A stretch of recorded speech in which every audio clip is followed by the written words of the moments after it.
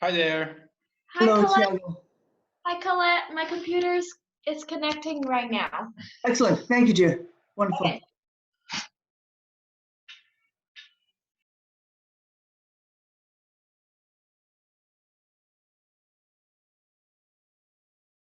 András?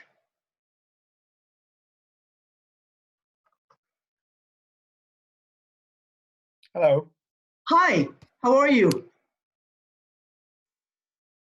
Hi. I How are can't you? hear you right now, so I don't know why is that. Oh, now I can. Now I Okay, can. very good. István, Just one moment. please take your time. István, see ya.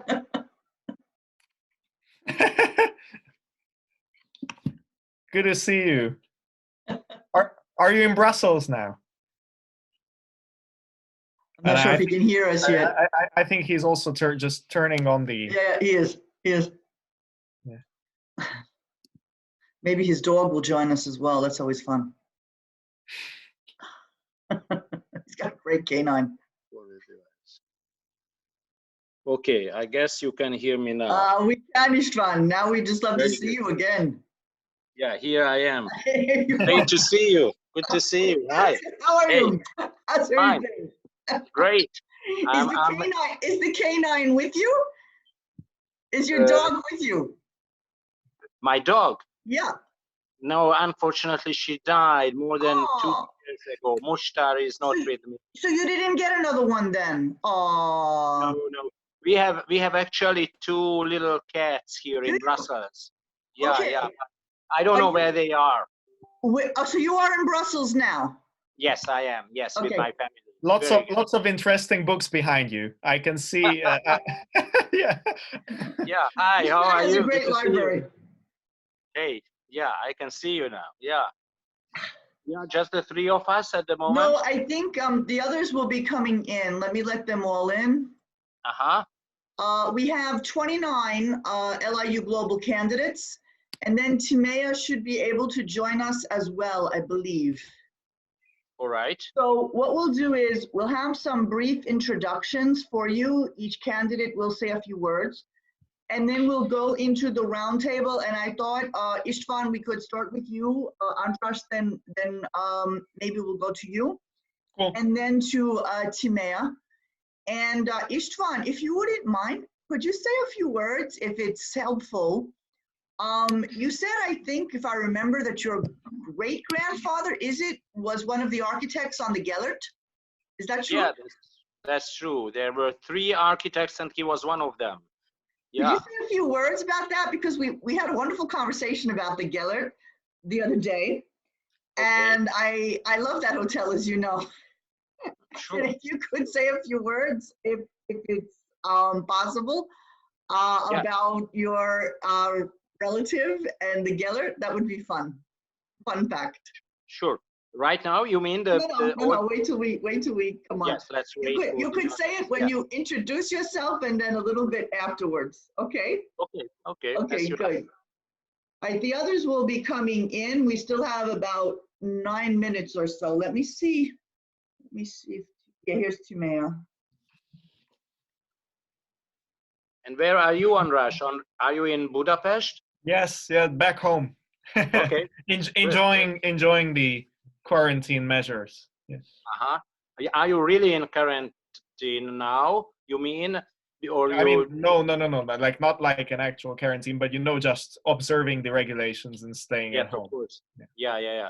No, I mean, when I want to go back to Budapest, I might go to a 14 days quarantine, really. Yeah. So that might be a problem next month, hopefully, or maybe just later. We have no idea how long it takes. Indeed. Well, I think that in about 3 weeks or so, probably they will ease the travel restrictions a little bit. But hopefully, who knows? Who knows? Yeah, exactly. Yeah. And how's it in Brussels? I heard that actually the situation is quite dire, and we are now actually just working with some suppliers of the Belgian government, because family actually has a medical export import company, and I just sent some mask samples to Belgium for testing. I heard that they are not doing too well in terms of the response. I hope it's better now.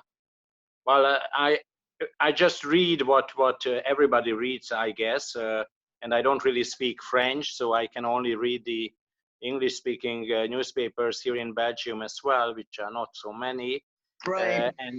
And I think that the numbers are relatively high, partly because of this catastrophe in the pension house with the old people, like in many other countries, but I think Belgium is even worse than some of them. But you know, I sometimes go out for some shopping or just walking a little bit, and people are relatively disciplined, I think. That's good.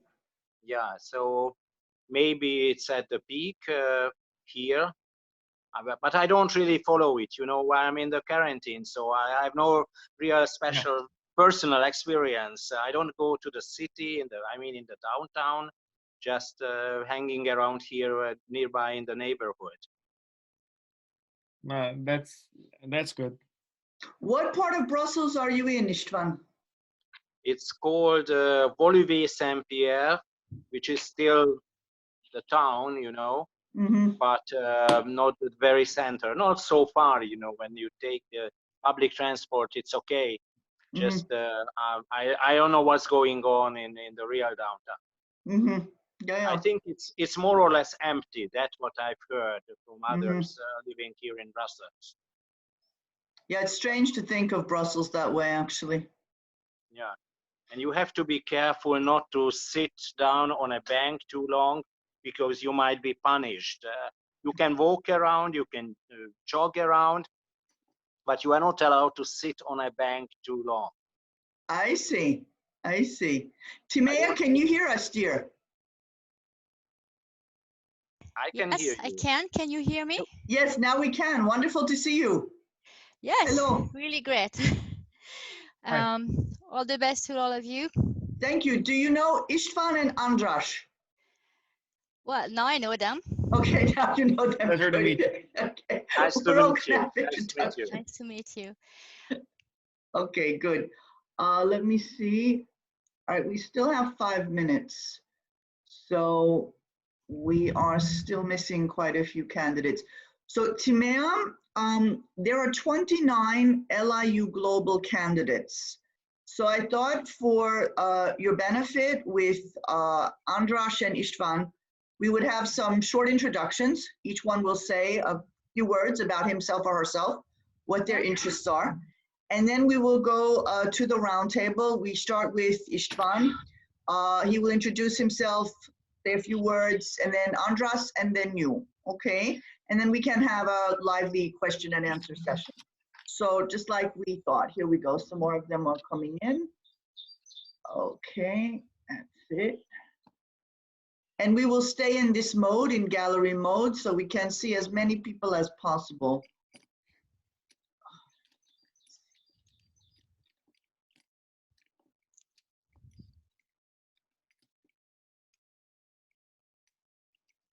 I was reading somewhere that there was a 99% decrease in the number of people in the Budapest airport, that there was like 235 people in the Budapest airport as opposed to 44,000. Is that possible?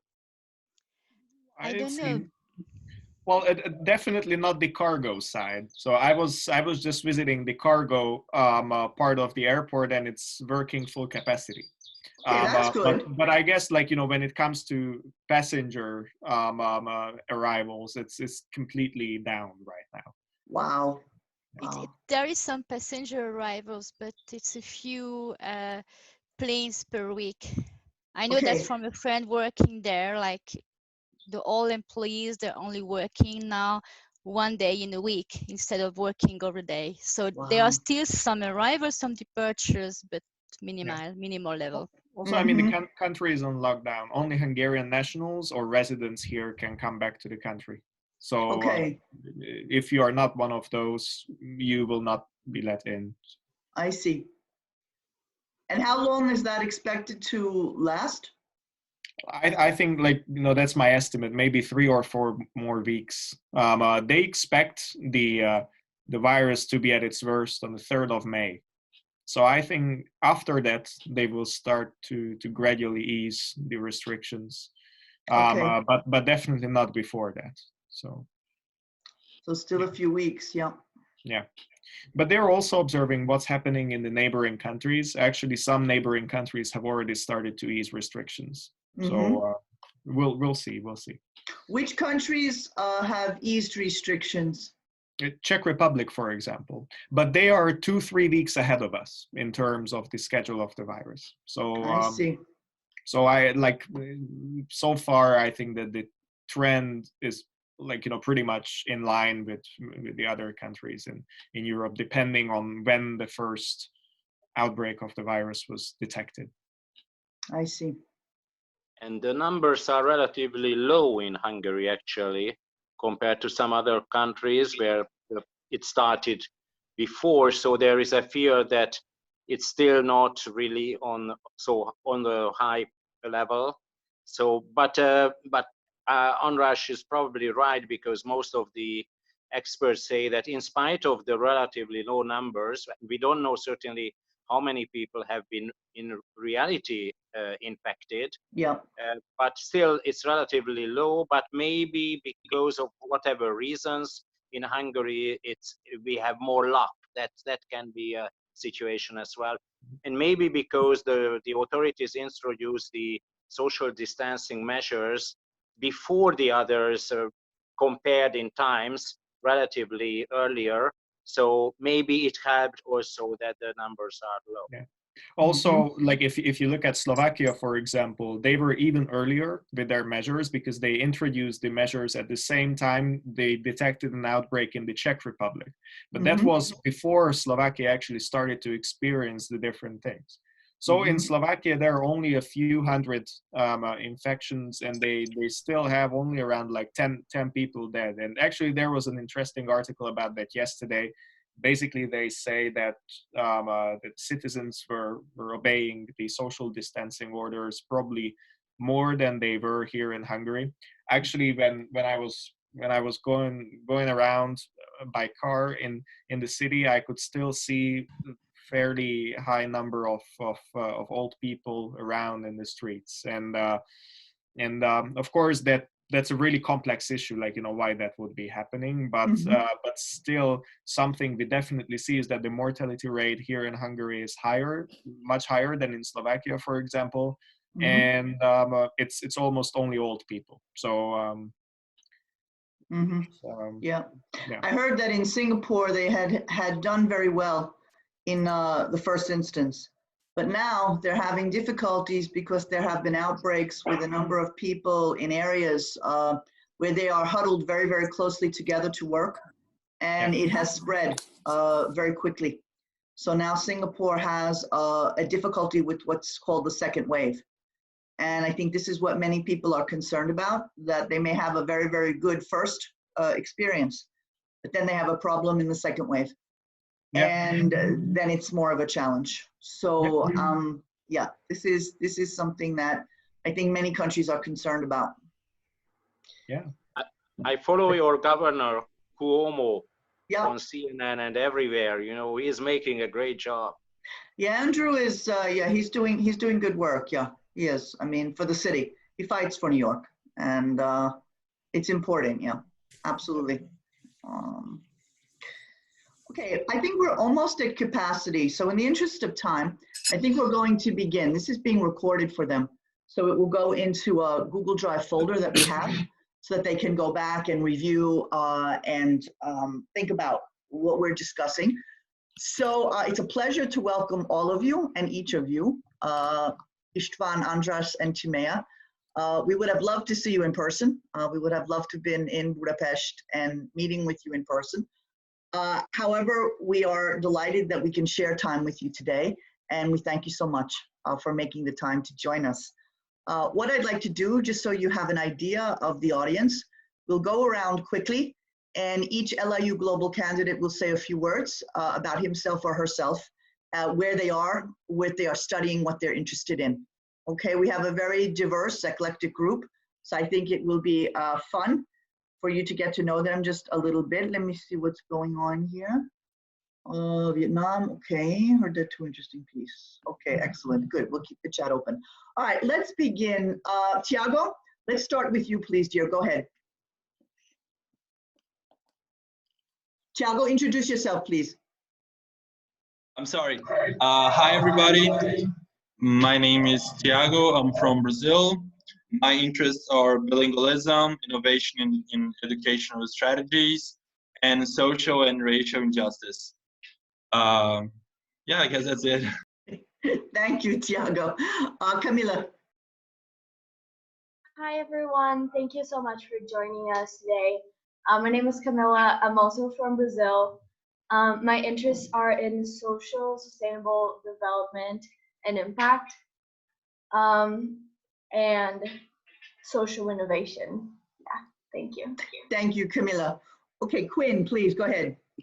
Hi, I'm Quinn. I'm from upstate New York, and I'm really interested in sustainability and urban planning and like the war on hunger, I guess, in the world. Yeah. Thank you, Quinn. Olivia. Hi, I'm Olivia. I am currently in Alabama. I'm a global studies major with minors in international relations, and I have an interest in counterterrorism and cultures. Wonderful. Thank you, Olivia. Fisher. Hi, guys. I'm Fisher. I'm a global studies major, and I'm interested in diplomacy and ambassadorship. Thanks for being with us. Thank you, Fisher. Bella. Hi, I'm Bella. I'm a global studies major.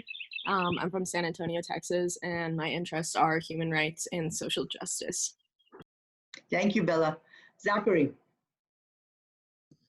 Hi, I'm Zachary. I'm also from Texas. My interests are international relations and diplomacy. Thank you, Zachary. Luke. Hi, I'm Luke. I'm from the Post campus. I'm a finance major, and I am from Florida. Thank you for joining us. Thank you, Luke. Max. I'm Max. I'm from Brooklyn, New York. I'm a global studies major. I'm interested in linguistics and international cooperation. Thank you. Thank you, Max. Hannah. Hi, I'm Hannah. I'm interested in international relations, culture, history, and I'm studying global studies. Thank you. Thank you, Hannah. Lucas. Hi, I'm Lucas. I'm from Long Island, New York. I'm not actually a global student, just like Luke. I'm a post student, and I'm studying international business and finance, in hopes to work in supply chain. Thank you, Lucas. Jane Ann.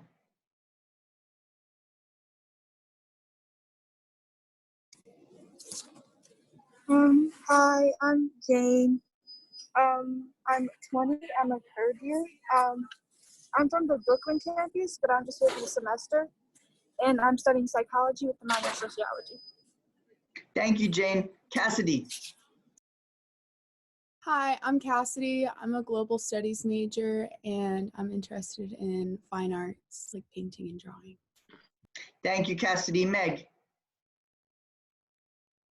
Hi, I'm Meg. I'm from Texas, but I'm in Colorado right now. I'm a global studies major, and I'm interested in sustainable tourism and international education. Thank you, Meg. Chloe. Hi, I'm Chloe. I'm a global studies major, and I'm interested in environmental studies and arts and culture. Wonderful, thank you. Skylar.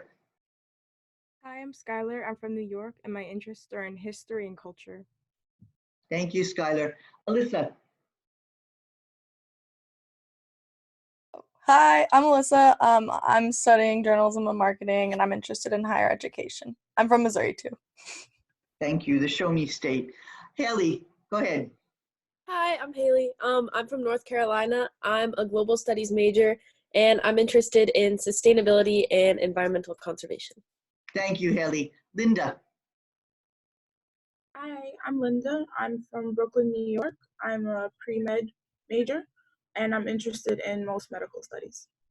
Thank you, Linda. Aurora. Hi, I'm Aurora. I'm from Massachusetts. I'm really interested in international relations and journalism and politics. And my Wi-Fi is really shaky, so my camera might be cutting in and out today, but thanks for coming. Thank you, Aurora. Drew. Hey, my name's Drew. I'm from Jackson, Mississippi, and my interests are photojournalism and videography.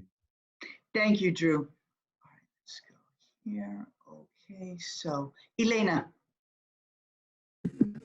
Hi, I'm Elena. I'm in Beacon, New York, and I'm a global studies major, and I'm interested in environmental conservation.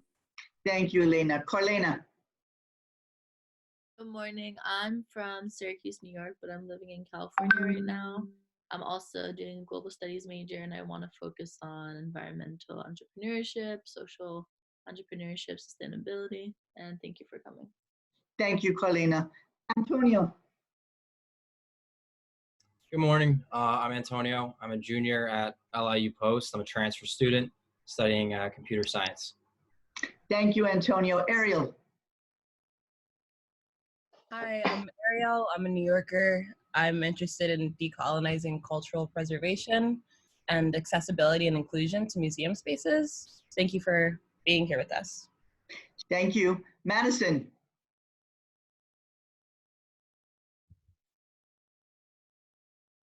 Hi, I'm Madison. I'm from Long Island, and I'm interested in environmentalism.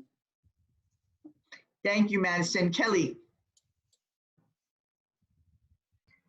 Hi, my name is Kelly. I am a global studies major with a minor in arts and communications, and I'm interested in museum curation. Thank you. Billy. Hi, my name is Billy. I'm with LIU Global, and my interests are sociology and research. Excellent. Thank you. I think there's one person who may still have to join us. So we'll continue now and hope that person comes in. István, I turn it over to you. Welcome again. Well, thank you very much, Colette, for this invitation. And it was great last year at the CEU, and it's a little bit strange now through this technical tool, but I hope we will have an exciting discussion. Just very shortly about myself and my interest, since everybody talked about his or her interest. My interest is politics, whatever it means, international politics, Hungarian domestic politics, politics and media, political parties, so the very core of political processes and democratic procedures. I was involved into politics for a while, now 30 years ago, actually, quite a long time ago, during the transition to democracy from the communist dictatorship, if you want to call it like that. So how communism collapsed, I was a little bit there and became a politician and a member of parliament in 1990, and was active in politics until 94, when I was out of politics. And since then, I'm a political analyst who is a freelancer, and I used to teach different higher education institutions in Hungary. And now for a couple of years, I live partly in Brussels with my family, again as a freelancer.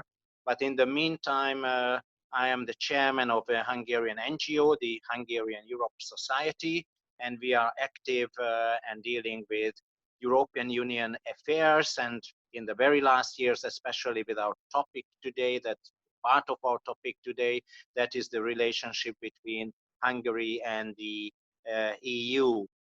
As for my family, Colette asked me to mention to you that my great-grandfather, he was an architect, István Hegedűs, and he was one of the architects, there were three of them, who designed as architects the Gellért Hotel or Hotel Gellért in Budapest at the bank of the Danube, and I think it's one of the most beautiful buildings in Budapest in a style what is called in Hungarian secession, you might call it Art Nouveau in many languages. And he was quite a famous architect, and he died in 1945 after the Second World War.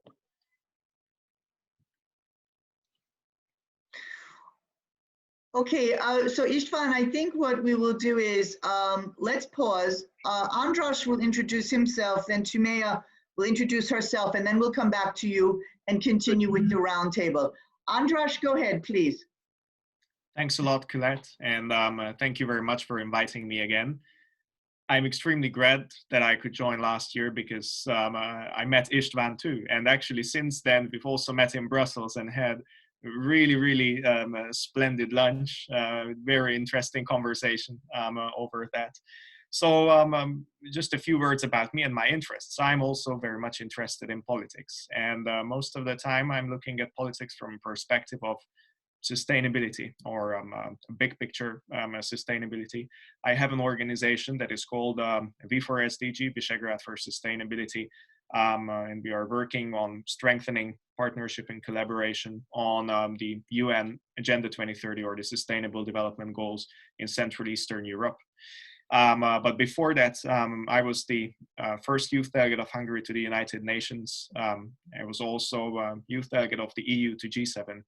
And so I'm coming a little bit from the youth advocacy side as well to politics. Currently, I'm in Budapest enjoying the hospitality of a nice home quarantine. But in August, I'll be moving to China as a Schwarzman scholar.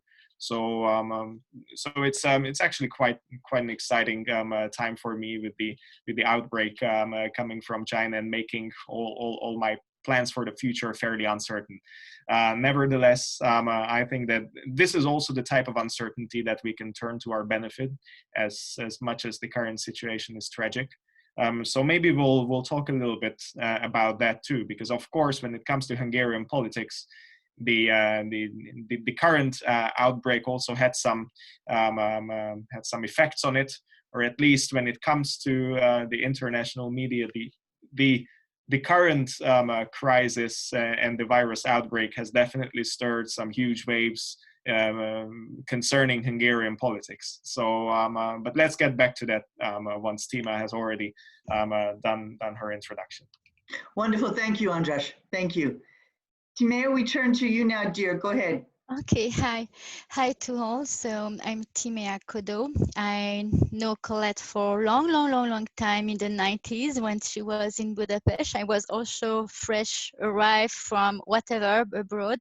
I was born in France, and I have a graduation in public administration in France and English and German major. And I graduated from the Diplomatic Academy in Vienna in Austria. And I knew Colette from Corvinus when I also made some further studies there. And basically, I stayed in Hungary. That wasn't my plan. I learned Hungarian, and I have now a family here, and I have a regular job here in the country. But I'm really quite like an observer. Also did a lot of different things. Currently, which is the newest one, is that since for the French people living in Hungary, we have a election system. So I'm running in this election, which will happen if the virus stop a little bit in June. And so maybe representing this community with the French authorities if I'm one of the winner. Thank you, bye. Thank you, Timea, thank you. Okay, István, we turn back to you, and we look forward to a lively roundtable. Go ahead, please. Yeah, great, Colette, thank you. I just would start a little bit maybe from the beginning, because I'm the first speaker and I don't know how much the students know about Hungary. I wouldn't go back 500 years, which is a usual idea for many Hungarian politicians to show our very special history. I wouldn't do that, but I will start a little bit going back to the fall of communism.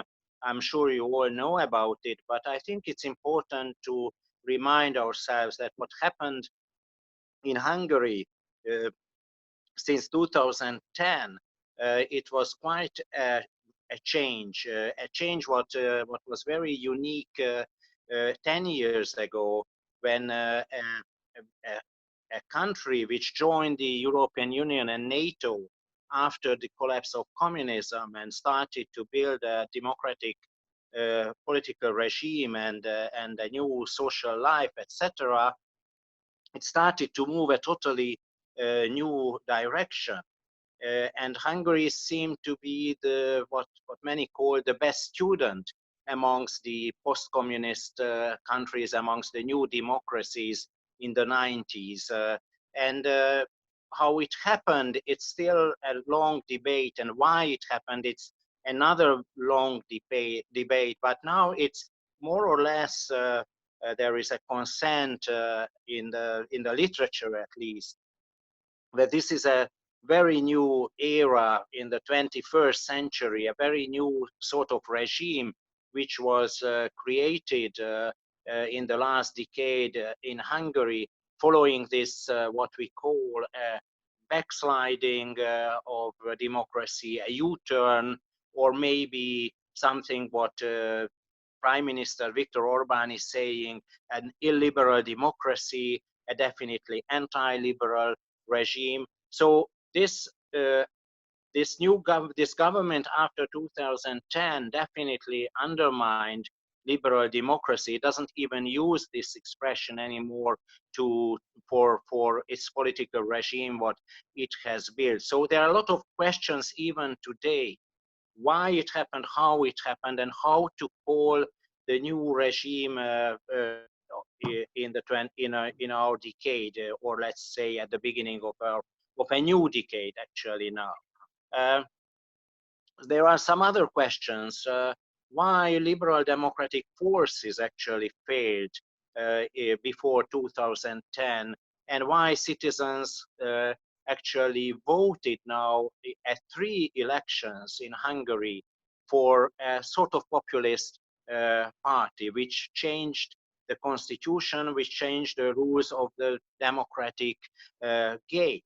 And this is now an international discussion, actually. What Hungary used to be a unique case 10 years ago, now it's more or less a general tendency, or it seemed to be a general tendency a couple of years ago.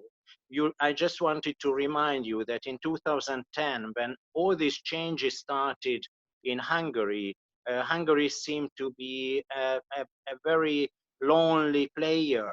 And now what happened in the last years, we can see an emergence of populism, illiberalism all over in the world, actually. It's a global phenomenon.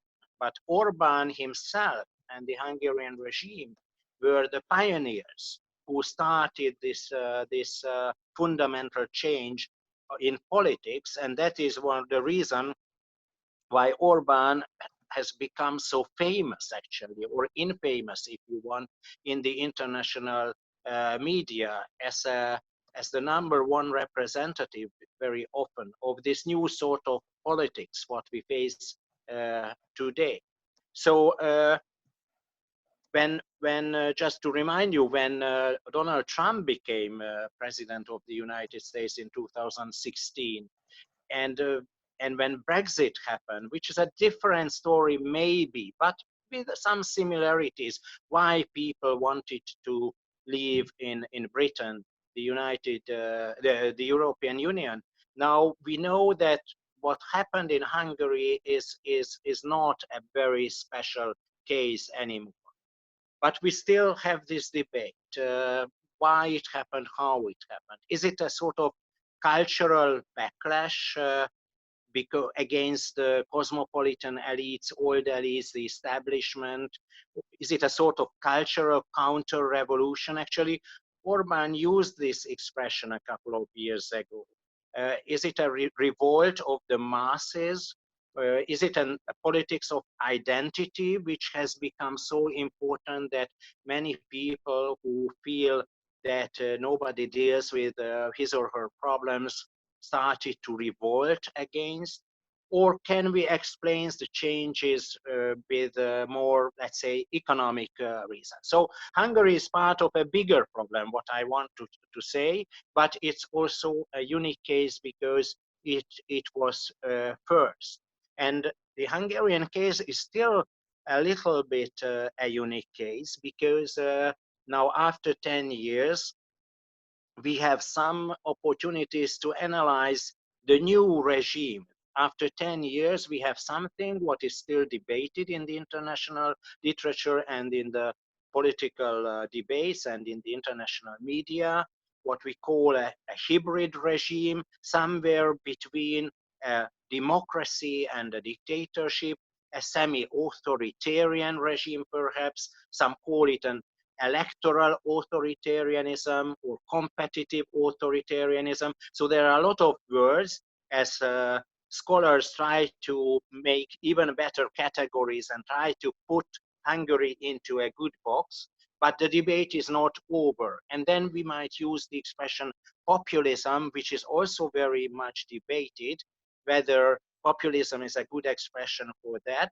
We might come back to this debate. I would stop the theoretical part a little bit, what I try to touch upon to discuss a little bit what's going on actually currently in Hungary.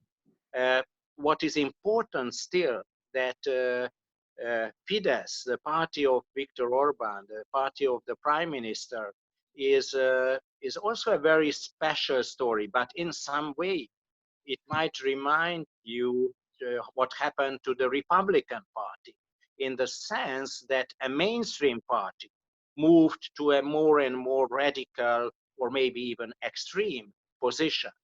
The difference is, however, that in the case of the Republican Party in the US, it was a sort of former outsider, Donald Trump, who changed, certainly not without support from the old party. But he himself became the new hero of the party coming from outside. Whilst in the Hungarian case, a former mainstream party, which even used to be a liberal party some 15 years before and became conservative and more right-wing later on, at the end it became a radical right-wing party. One of the most well-known political analysts, political scientists who deals with this is Kaz Müde from the United States, a Dutch guy originally. He calls all these populist nativist parties the far right, but he makes a difference between the radical right-wing parties, most of them are populist, and the extreme right. And in that sense, Fidesz is still not an extreme right-wing party, but it's a very radical right-wing populist party. So it was the Prime Minister Viktor Orban, the chairman of the party, who himself maneuvered to the very right, and it was not someone who came from outside. I know I don't have too much time for the introduction, but so what I would just mention to you what maybe many of you already know in case you read American press, where you can find all the most important parts of this systemic change, how Orban actually changed the political system with the help of his fellow party members and leaders. He changed the constitution, he introduced a lot of other legal changes, he changed the electoral law, he transformed the media field, he tried to undermine the independence of the judiciary. There is now a shrinking space for civil society. He introduced in many policy areas, policy fields, as a lot of centralization, where he took away the competencies of local governments and local authorities. He centralized education, healthcare, and many other policy areas. There is an ongoing cultural war against the sort of enemies of the state. Orban has friends and foes. The political society is based on this high polarization. the government is using propaganda campaigns and often fake news to stigmatize its enemy. Nationalism is used based on a so-called national sovereignty, even against the European Union or Brussels. We will talk about it later, I guess. There are always scapegoats. Enemies are scapegoats, like intellectuals, experts, academic people, or the Central European University, and most famously, George Soros, the Hungarian-American billionaire and philanthropist. And so the latest what happened in this row, it's a 10 years long story with different phases, with ups and downs. But the government also uses this pandemic to strengthen to its political power. And this is the latest sort of scandal what happened when the government introduced a new law which gives it the opportunity to rule by decrees without the parliament. Although the parliament is still in session, so it's quite controversial, theoretically there is a law which can be used during this crisis situation, and Orban and his party might use decrees instead of using the traditional democratic procedures by the parliament. There is an ongoing blame game now. Who is responsible for whatever bad measures taken by when some people died in old pension house, and who is responsible? The Budapest mayor, who comes from the opposition, or the government. So there is a lack of trust in general, where we have press conferences where 2 policemen and only 1 doctor talk about the situation without knowing that the data are correct or not, without journalists being present. Pre-selected questions are answered by the 3 of them. Again, 2 of them are policemen. So, you know, there is this semi-authoritarian regime creates a political atmosphere where even in this crisis situation, especially those who dislike the government, do not trust the measures. And there is a debate, and that's my last word now, whether an authoritarian government can handle the pandemic better than a democratic but slower administration. And certainly, I don't know the answer yet, but what we see that some measures are really chaotic taken by the government. And because there is maybe not so much democratic control, I'm not optimistic from Orban's perspective that the pandemic and how the crisis is handled by the government would favor him. But I stop here, and maybe later on we can talk about the opposition and the alternatives to Orban. But I think I talked enough right now as for introduction. Thank you very much, István. András, we pass to you, please. Thanks a lot. There is a lot I would love to respond to, and then I won't have the time for it. But thank you very much, István, for the introduction. Actually, I thought that maybe I would do a little bit of the historical overview if István decided not to, because I think it's important in the context of understanding why a so to say semi-authoritarian system is working fairly efficiently in Hungary and why it has popular support. For a long time, Hungary has been kind of an odd one out in the region. So if you look at the map of linguistics, you see that Hungarian is from a different language tree, and it's all surrounded by countries that are somehow related to each other.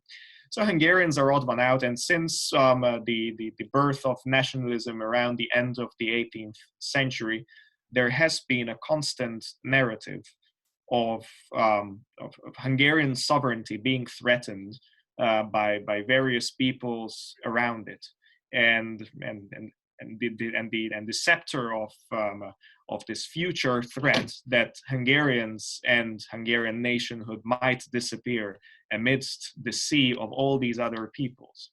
So this is something that has been there for a few hundred years now in the Hungarian conscious.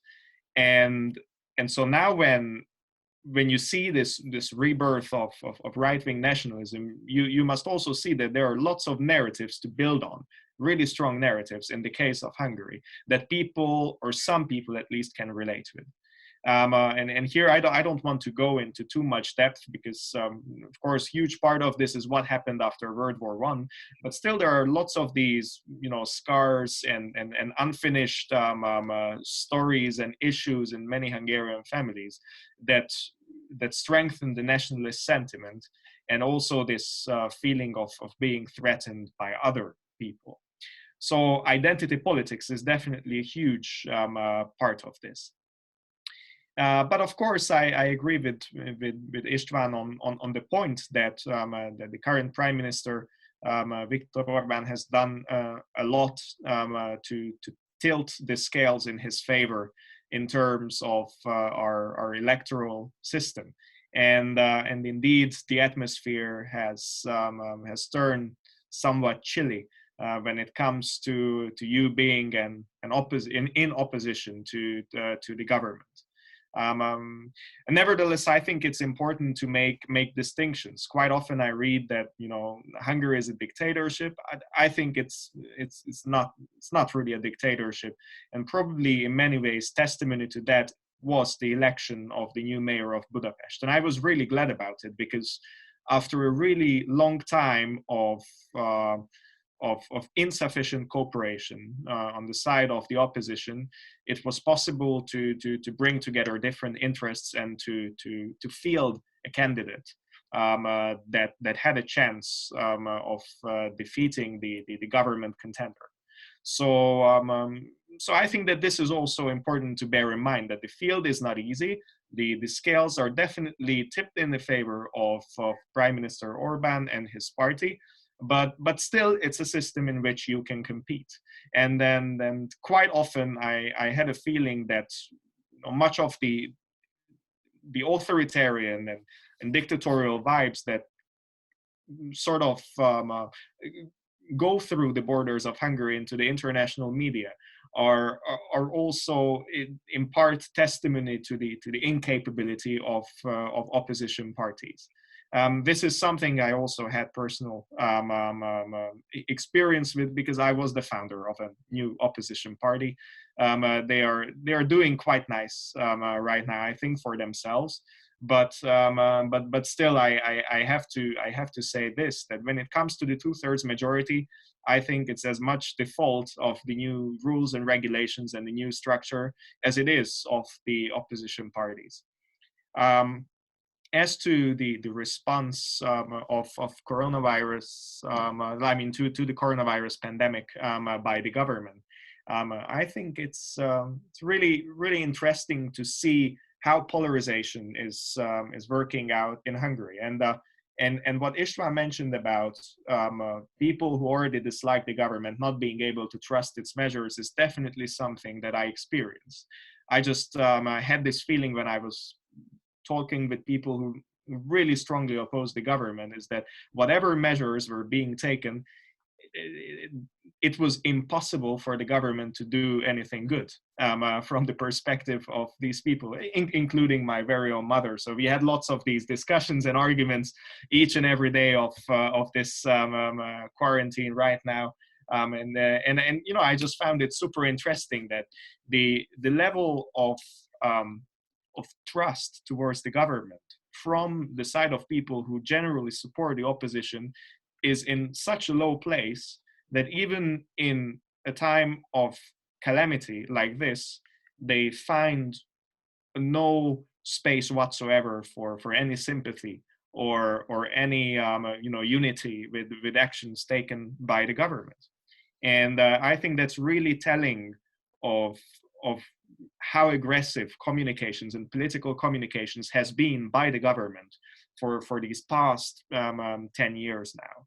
That people, even in such a crisis, do not find it possible to relate with this government in any way whatsoever. That being said, I do not think that really affects the efficiency of the response. Of course, there was a lot of commentary about whether the government is doing well or not, or how they are doing. My personal assessment of the situation is that they are not doing worse than their counterparts elsewhere in Europe, at least. They are making some mistakes too, probably. I am not necessarily able to fully judge most of the decisions that they take, but there was a comprehensive response, a strategic response. It included all the different branches of government. And then there is this particular piece of legislation, the emergency law, in response to the pandemic. To me, it also didn't really hit that, like democratic crisis threshold in my head, because basically what the discussion is revolving around is that this emergency authorization is not limited in time. But you find very similar pieces of legislation all across Europe right now.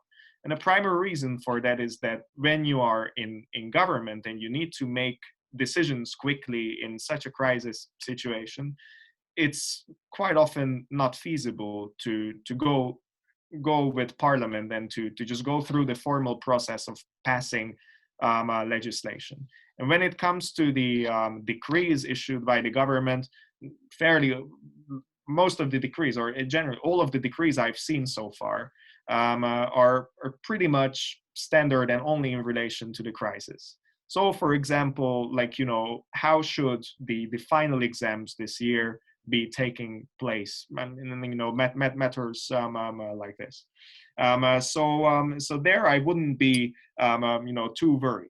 But what I found interesting was how the government used this opportunity of this emergency law to essentially put the opposition in a trap, because by adding this or essentially by removing the time limitation on the emergency law, they made it impossible for opposition MPs to support this piece of legislation. And what happened is that right after it was not voted for by opposition MPs, they started this line of communications, this narrative that the opposition MPs are not supporting the government's measures against coronavirus. So I think that this was primarily a political communication stunt, and it didn't really have to do anything with getting any more power, because they still have 2/3 majority in parliament, and the 2/3 majority in the Hungarian parliament doesn't work like 2/3 majority would work in the UK parliament, where actually you have different platforms of MPs in each of the parties. I mean, when I go and see look at the Conservative Party, there are different groups of MPs who support maybe slightly different agendas. Same story about the Republican or the Democratic Party in the US. You have different platforms, different interest groups, so on and so forth. When it comes to the Hungarian parliament, the 2/3 majority literally means one block. There's no going around that. If there is a decision made by the prime minister, that 2/3 majority will vote for it no matter what.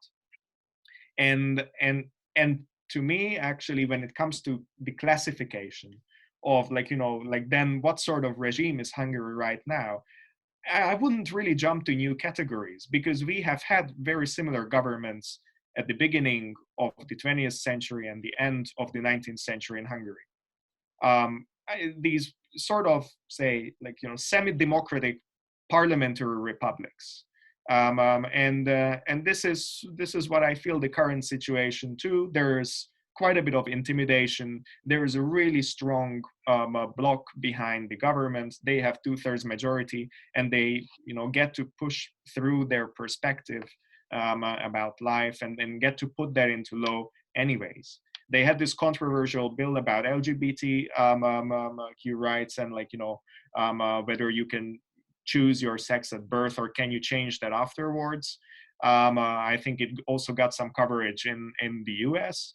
That had nothing to do with, like, using the emergency powers. They simply ran that by the parliament and they voted for it. So it's more like that. So I think it's important to make the distinctions and to put things in the right places, because then probably it's possible to get a clearer picture of what's happening in Hungary and what could possibly be the antidote to the situation. So I think that's it for me for the moment.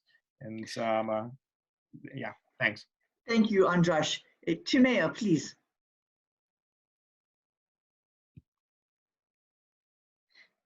You have to unmute, dear.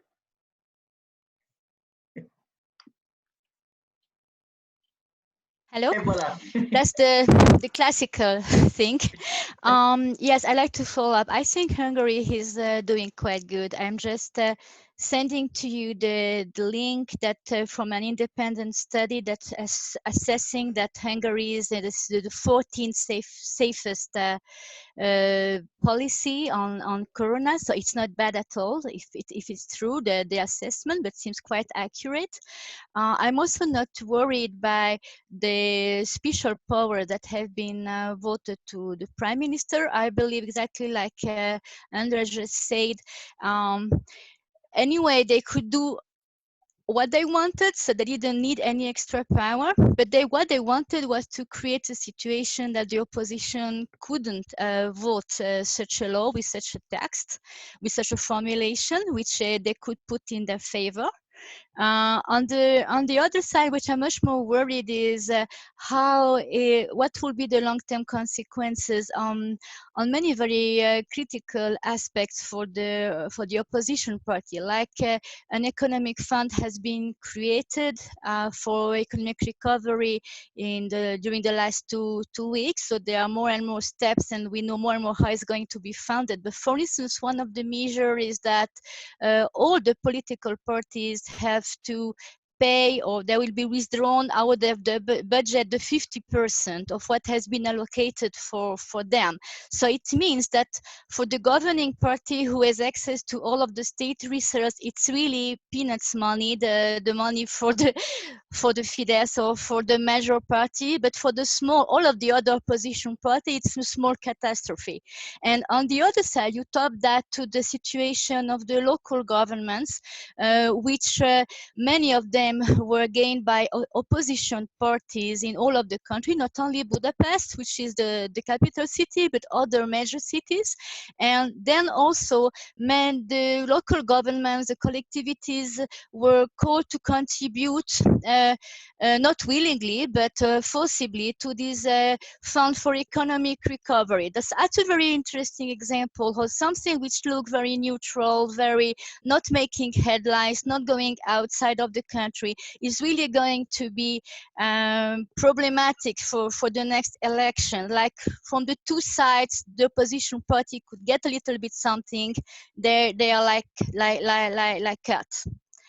And also how they make very intelligent policies, like they're always one step advanced in comparison to the others. Is when the virus was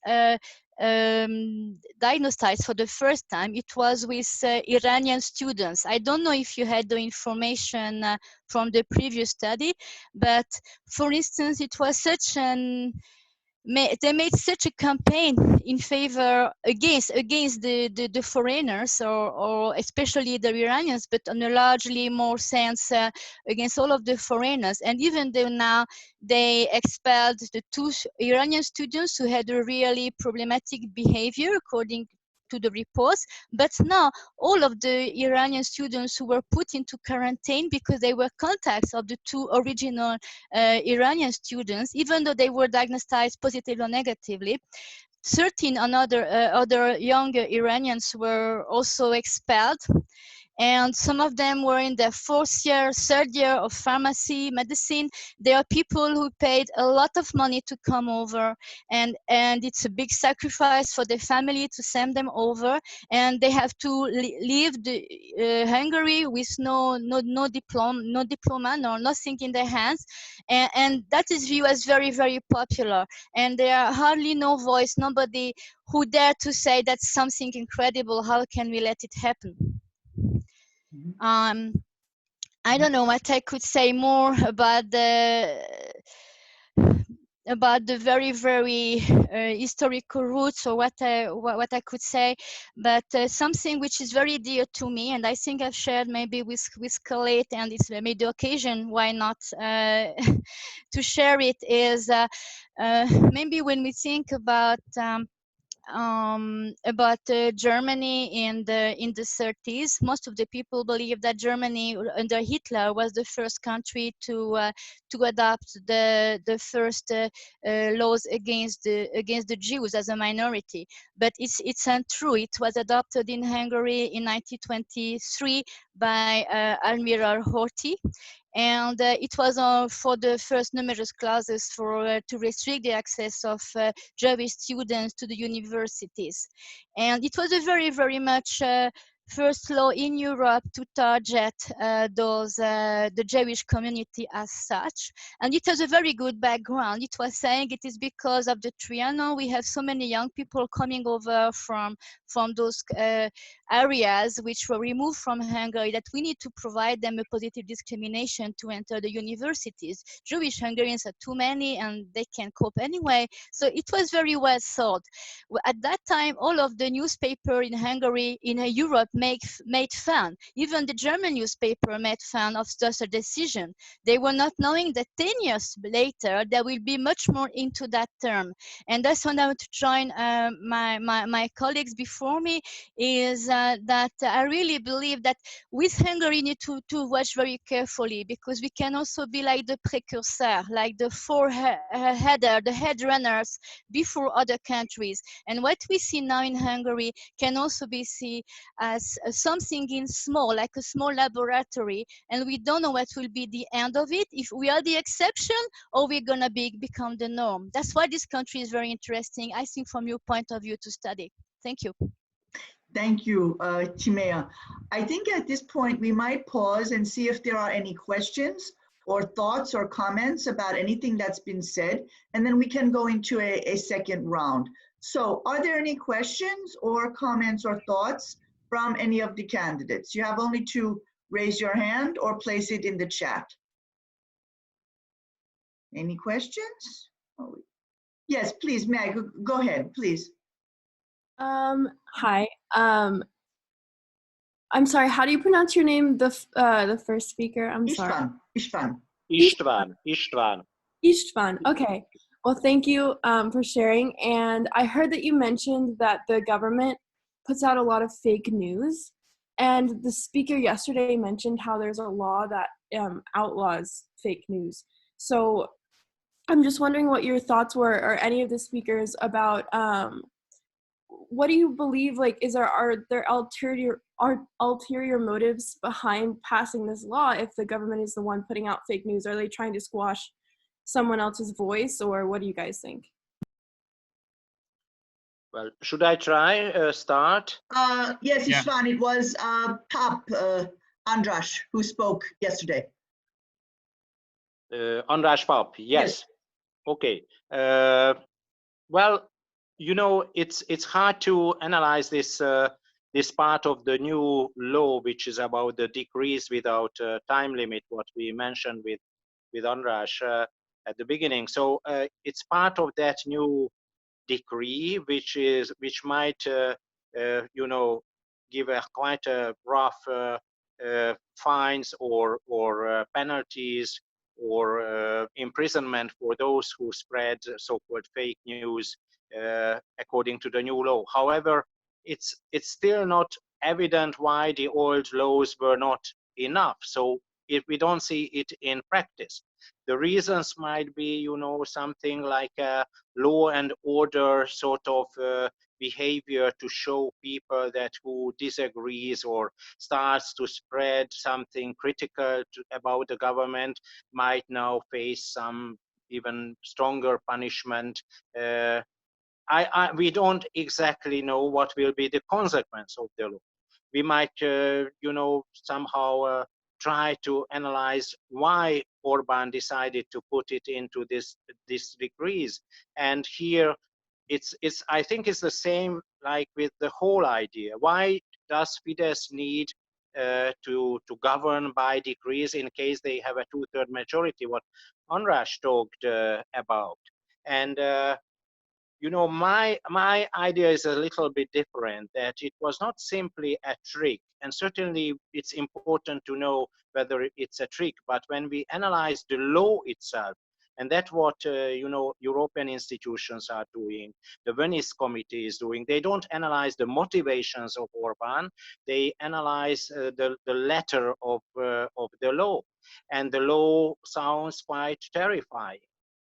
It's another question whether they would use it or whether they really need it.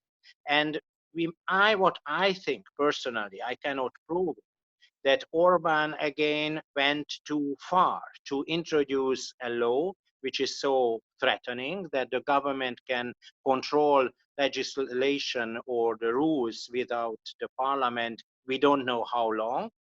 And then because there was an international reaction, quite rough, and it's a new scandal, Orban stepped back, and actually he doesn't use this new law. If you remember, maybe you know that when a media law was introduced in 2010 at the end of the year, and there was the first big international scandal about Hungary. Actually, the government did not use that law so often, very rarely, and the most problematic parts have never been used. It was enough to introduce a law, and there is a sort of shadow of using that law for all of us to know that there is still an opportunity for the government. So I cannot really answer your question because maybe it's too early why and how it might be used, but the language of the law is quite threatening. If I can react to it too, yeah. I think it's really interesting, and for me, I think it's not really the text of the law what's threatening. I think what maybe, you know, what makes people more sensitive to the issue is that although in the law you see that the parliament can balance against the law, you know that the parliament will not balance against the law because they have 2/3 majority. So I think that's the more like legitimate side of this story, and actually the law is being used every day because the decrees that are being issued, and there are plenty of decrees actually. So from what I see from government sources, there are decrees passed by the tens every day, and these are more administrative of administrative nature. This is what they are using the law for. And when it comes to the fake news spreading part of it, and this may be of interest to you who asked the question, we have already seen application of the law. And we've seen application of the law in cases when, for example, people started spreading information such as that the coronavirus is not contagious and that, you know, you should not be obeying the quarantine measures. And there actually have been a few publicized cases of the police authorities issuing quite high fines or starting judiciary procedures against the people who were caught spreading such information. So I think that really when it comes to this law, this is really more about the actual management of this situation. Then of course we can discuss whether, you know, this is something that transgresses democratic boundaries. I just heard that in the US there are some protests against quarantine measures, or and then, like, you know, we can ask the question that ultimately, is it a good idea to have so much democracy in this situation, or should we actually have more, you know, stricter emergency measures for the time of this crisis? Timea, did you want to add anything, dear?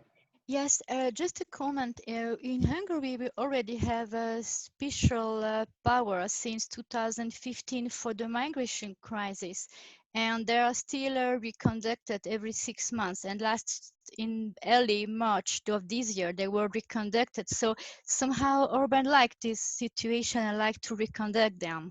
So we don't know. Okay, thank you. Max, please go ahead. I was reading about the 2018 elections, and I saw that the main opposition, Gabriel, was actually part of the Fidesz party. So I was wondering if you see him, is he a viable opposition candidate, or is he just implementing the same policies that Orban would, just in a different way, at a different level, in a different light, changing policies and naming them differently? Thank you. Can I respond to this? I would really love to. Yes, please go ahead, András. Okay, so I know him. We actually met like 2.5 months ago to talk about politics right now in Hungary. And it was really at the outset that he was a member of Fidesz. He was still at the university. It was in 2005, I think, around that, 2004, 2005. And then very quickly they decided that Fidesz was not radical enough for them at the time. So they decided to found Jobbik. And I think that his personal journey is a really interesting one, because over time he drifted more away from his radical views and also radical peers. Actually, he is not in politics at this point. I mean, not in party politics. He's out of Jobbik, and he's basically doing podcasts, attending talks, and trying to be sort of a political influencer. But he's out of politics pretty much at this point. Whether he will return, I would say that he hasn't made a decision about yet, but I think that he'll definitely come back. I think that on the right-wing side, if we assume that there has to be a right-wing party, he's not a bad option in my personal view. Like after the reflections I had with him and what I think he's standing for right now, for a right-wing politician, he's someone you can talk sense with. So that's my personal perspective. Okay. Would anyone else like to comment on that? Okay. All right. Are there any other questions in this round? If not, we will go to a second round of presentations in the roundtable. Okay. István, perhaps we can come back now to Hungary and the European Union. Yesterday, there was already a question about the extent to which the European Union could influence what is happening inside of Hungary. And it would be really interesting, I think, and informative for the candidates to hear from each of you about the relationship, how it has been developing, how it could evolve. So I turn it over to you, István, again to start us off. Thank you. Okay, thank you. Well, just to show you the current situation with just one phenomenon, that Orban is talking about the European Union right now, saying that the European Union or the EU simply does not help us. Masks come from the East. So that's the general frame what he now, 10 years after, ongoing fightings with the European Union, he ended up.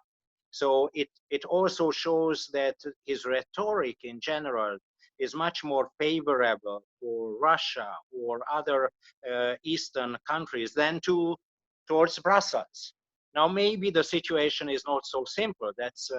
But that shows maybe that Orban in the last years tried to create for himself a sort of room of maneuver where he is somewhere in between East and West. And here in Budapest, he can play with both big powers, with Brussels and with Moscow. So I think he created for himself this image that he is good enough based on what he calls national sovereignty, to play with everybody and to get support from each part from East and West simultaneously. Now, this is certainly very problematic from a liberal perspective as such, but I just wanted to show you the current, let's say, situation or phenomenon, what is so important. But how we got here, what happened in the last 10 years, that is certainly very important. When Orban started to build, to create this, what we call illiberal democracy, there is a debate whether there is anything like that. What is it? Can a democracy be illiberal? But again, that's another topic. Let's call it an illiberal democracy. At the first moment in the European Union, or better to say, among the political players and parties at European level, including different European institutions, there was a sort of shock, a negative surprise. What happened to Hungary? How could it happen that this, best student, what I mentioned at the beginning, Hungary, which is part of this democratic community, has started to move to a different direction. So at the very beginning, there was a sort of inertia, how to react to that. A lot of political actors at European level, including member states leaders, heads of states and governments and top politicians and the media, hoped that a dialogue should be the good method. And for many whom knew Orban personally for 20 years at least, he was partly a hero of the anti-communist movement, or a former liberal politician, or now a conservative guy whom we can talk to. And the reaction was, very different, whether you belong to a left-wing party, to a centrist liberal party, or you were personally a member of the political family where Orban's party, Fidesz, still belonged to, the European People's Party, the center-right party. And also there was a debate which then started when it became evident that it's not too easy to stop Orban because he has a sort of political agenda in his mind to fundamentally change Hungary. What to do now? What to do? That was the general question. What to do in case a member state regularly breaches European norms and regulations, how to react to that. There was no such real precedent before. There was one case, the Austrian case, many years before, but then actually the Austrian government, many years before, 20 years before, actually did not introduce new measures and laws, but Hungary did. So how to react to that phenomenon? It was not evident whether at European level, the European institutions and politicians have the legal instruments, the competencies, as it was said, to react. When Orban changed the media law and introduced something what seemed to be unacceptable for most of the political players and for the international media at European, the political actors at European level and the international media, there was a chaos how to react to that development in a member state. And it was a debate about competencies.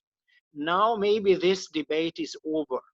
Now it's much less about the legal measures. It's still part of the debate, but it's more and more evident that there was a lack of political will how to react to such a change, what happens inside the European Union, what to do.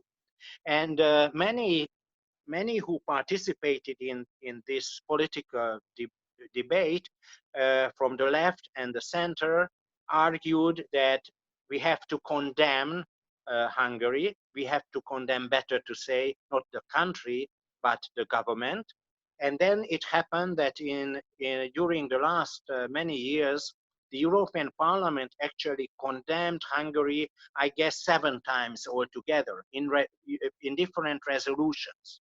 But that's the European Parliament, where members of the European Parliament might have a more room of maneuver for themselves. They make the resolutions, and the resolutions have much less impact compared to the decisions of other European institutions, especially the forum of the member states governments, the council. So maybe you know it's a little bit different to many national legal systems what we have at European level, and there are many players, and it's a multi-level game, and even at European levels you have different institutions and maybe different reactions what to do. Now what was very crucial, it was much more political than legal.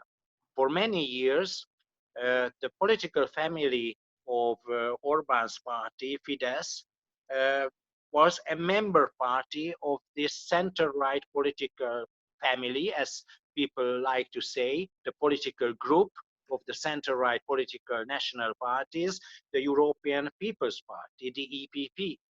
Now, the EPP, for a long period, decided to give a sort of protective shield to Orbán.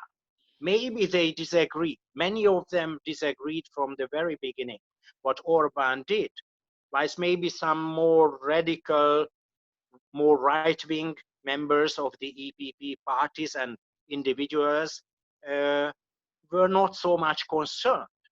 They might have said, well, this is just paper, it's not so frightening, it's something which comes from the communist era, it's a Central or Eastern European specialty, we have to understand it. So there were a lot of arguments why they protected Orbán at European level.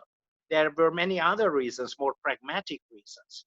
Orbán and Fidesz seem to be a very important player inside the EPP, bringing a lot of votes to the political group of the European Parliament, in the European Parliament of the center-right.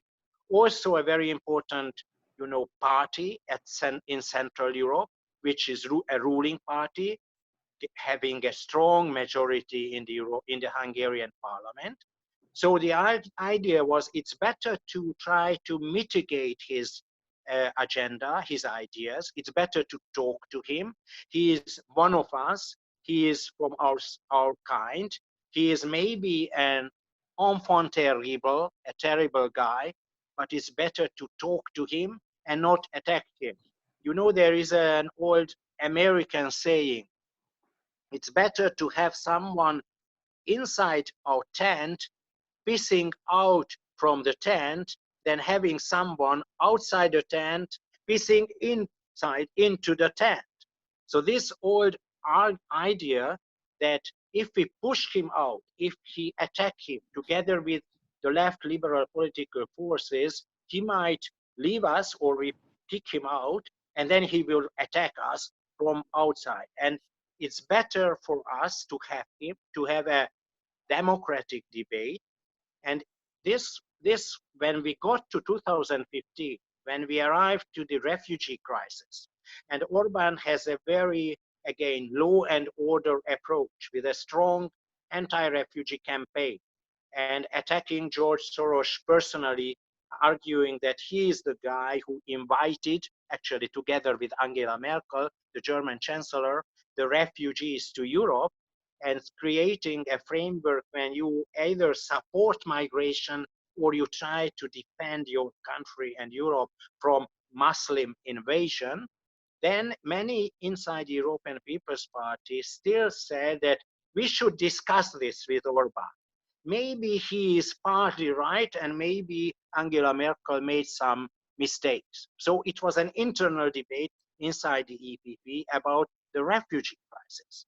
Now, when the refugee crisis is not so much important at the moment, and the rule of law issues became again and again each year a real scandal for the EPP, when Orbán promised not to go further right or to a populist direction, but he again introduced new and new laws or started to attack the Central European University, academic freedom, etc., etc.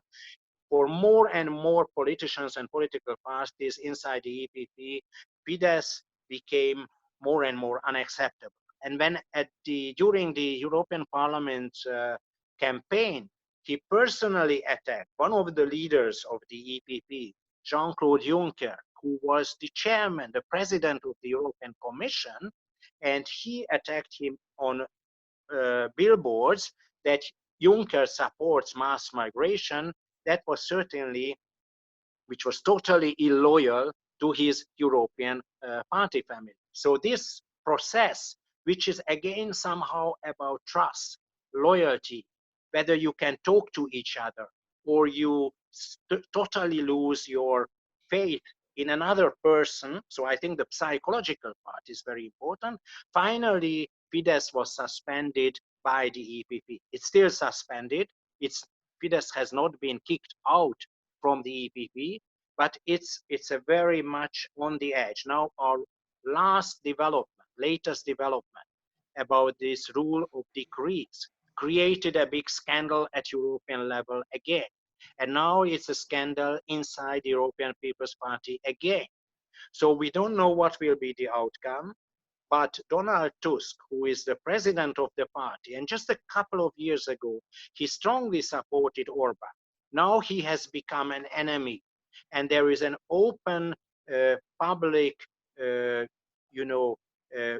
fight between Fidesz and Tusk when there are messages coming from Tusk and then counter messages coming from the Fidesz party against Tusk personally. So my projection would be, my prophecy would be that there is so much lack of trust now in a political family that maybe we are at the end game and Orban will be out of the EPP soon, but we will see. Now this is important because the EPP is the biggest political family at European level. Inside European Parliament, it has the biggest political group, and most of the leaders at European level coming from other member states belong to that political family.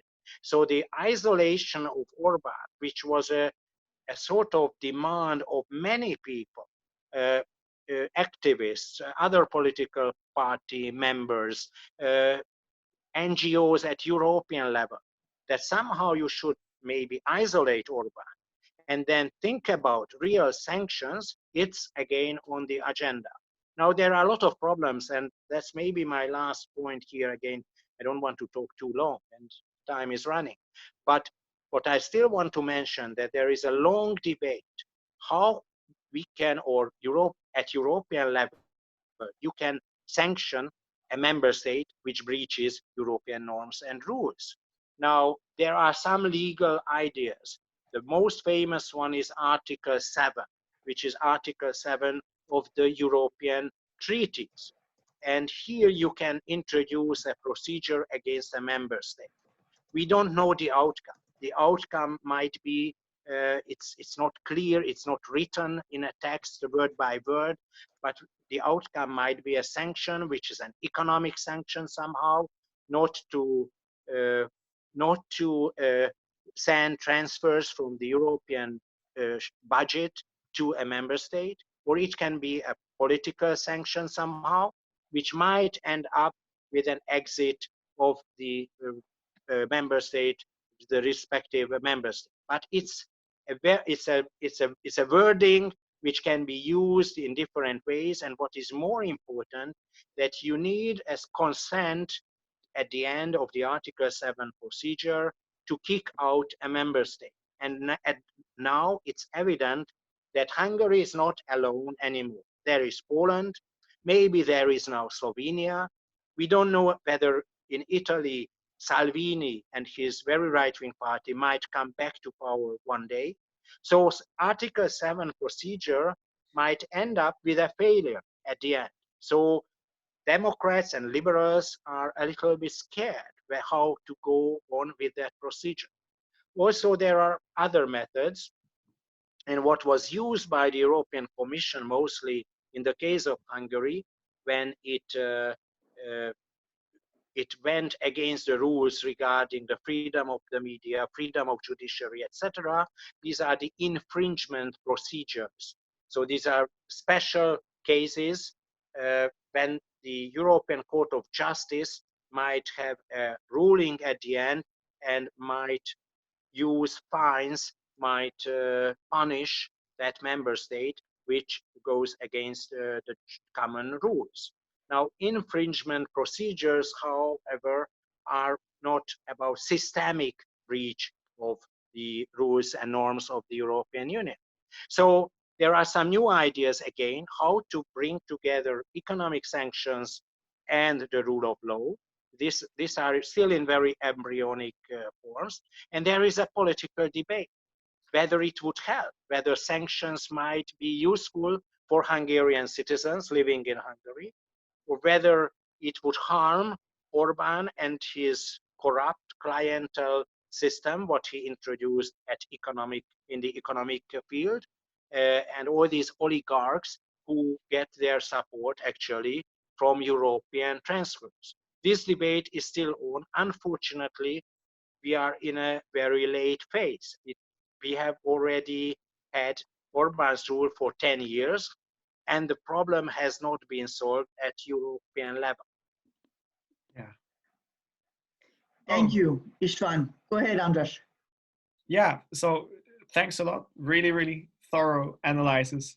I will need to disagree with a few points, but that's the art of the the debate.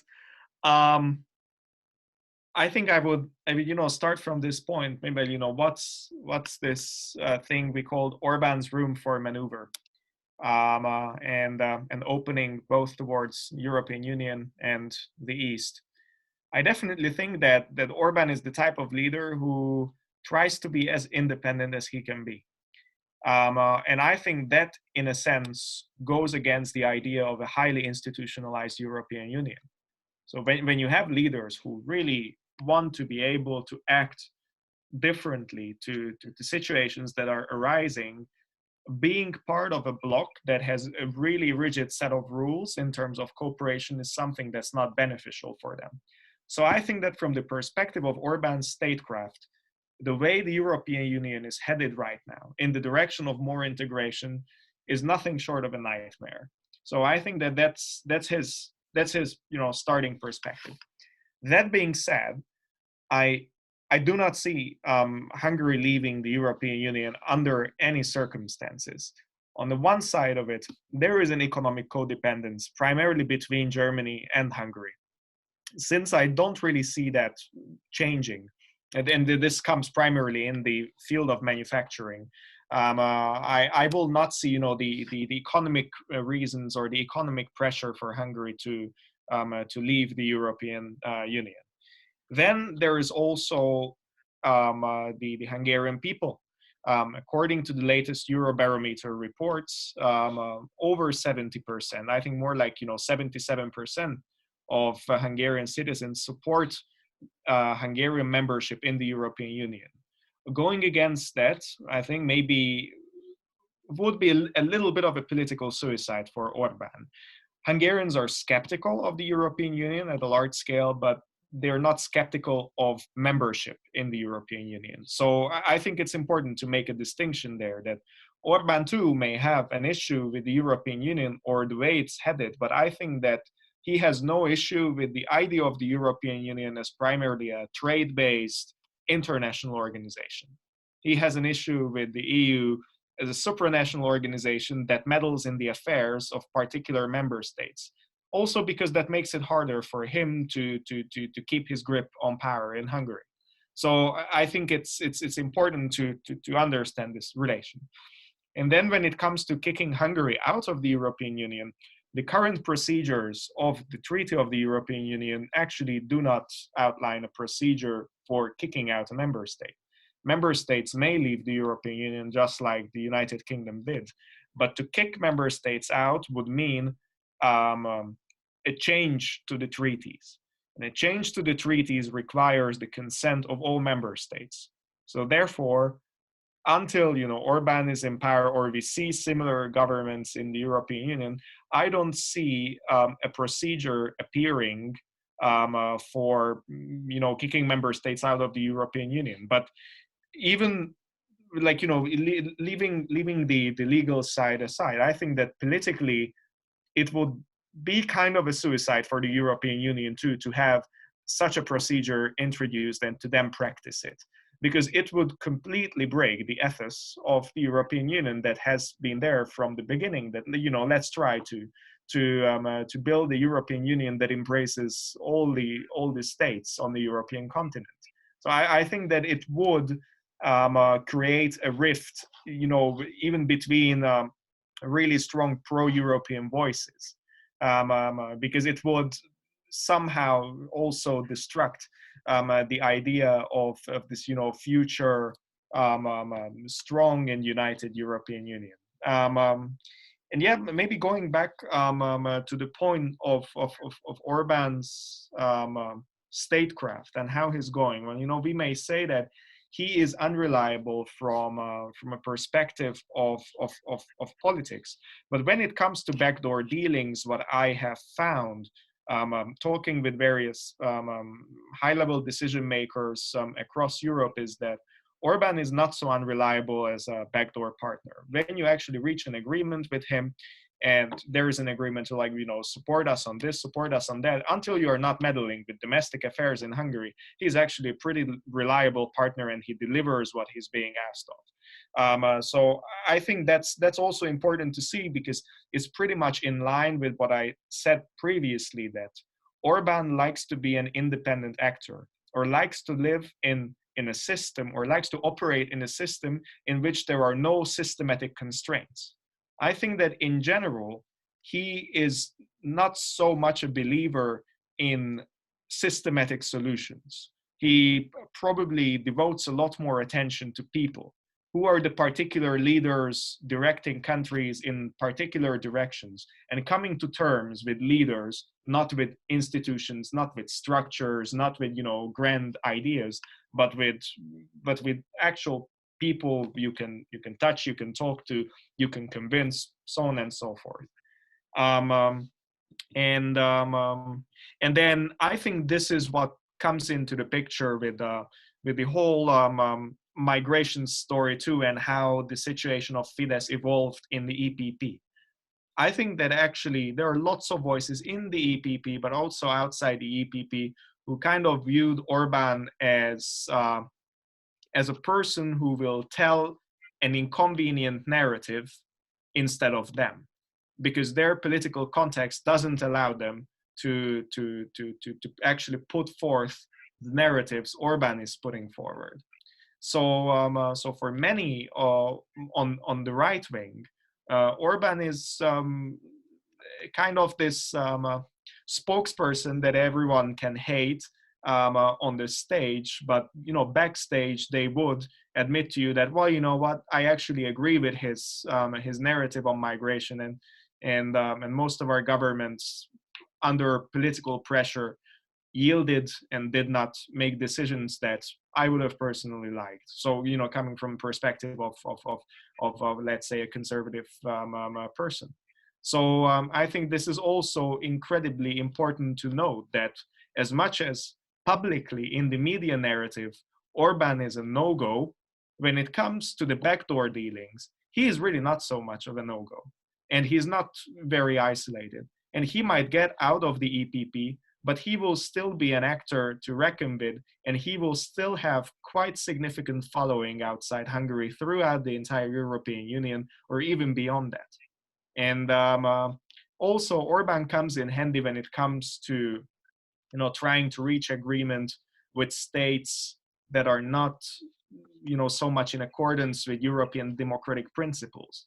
So in many ways, I think that Orban is not really wishing for, you know, disbanding the European Union or anything like that.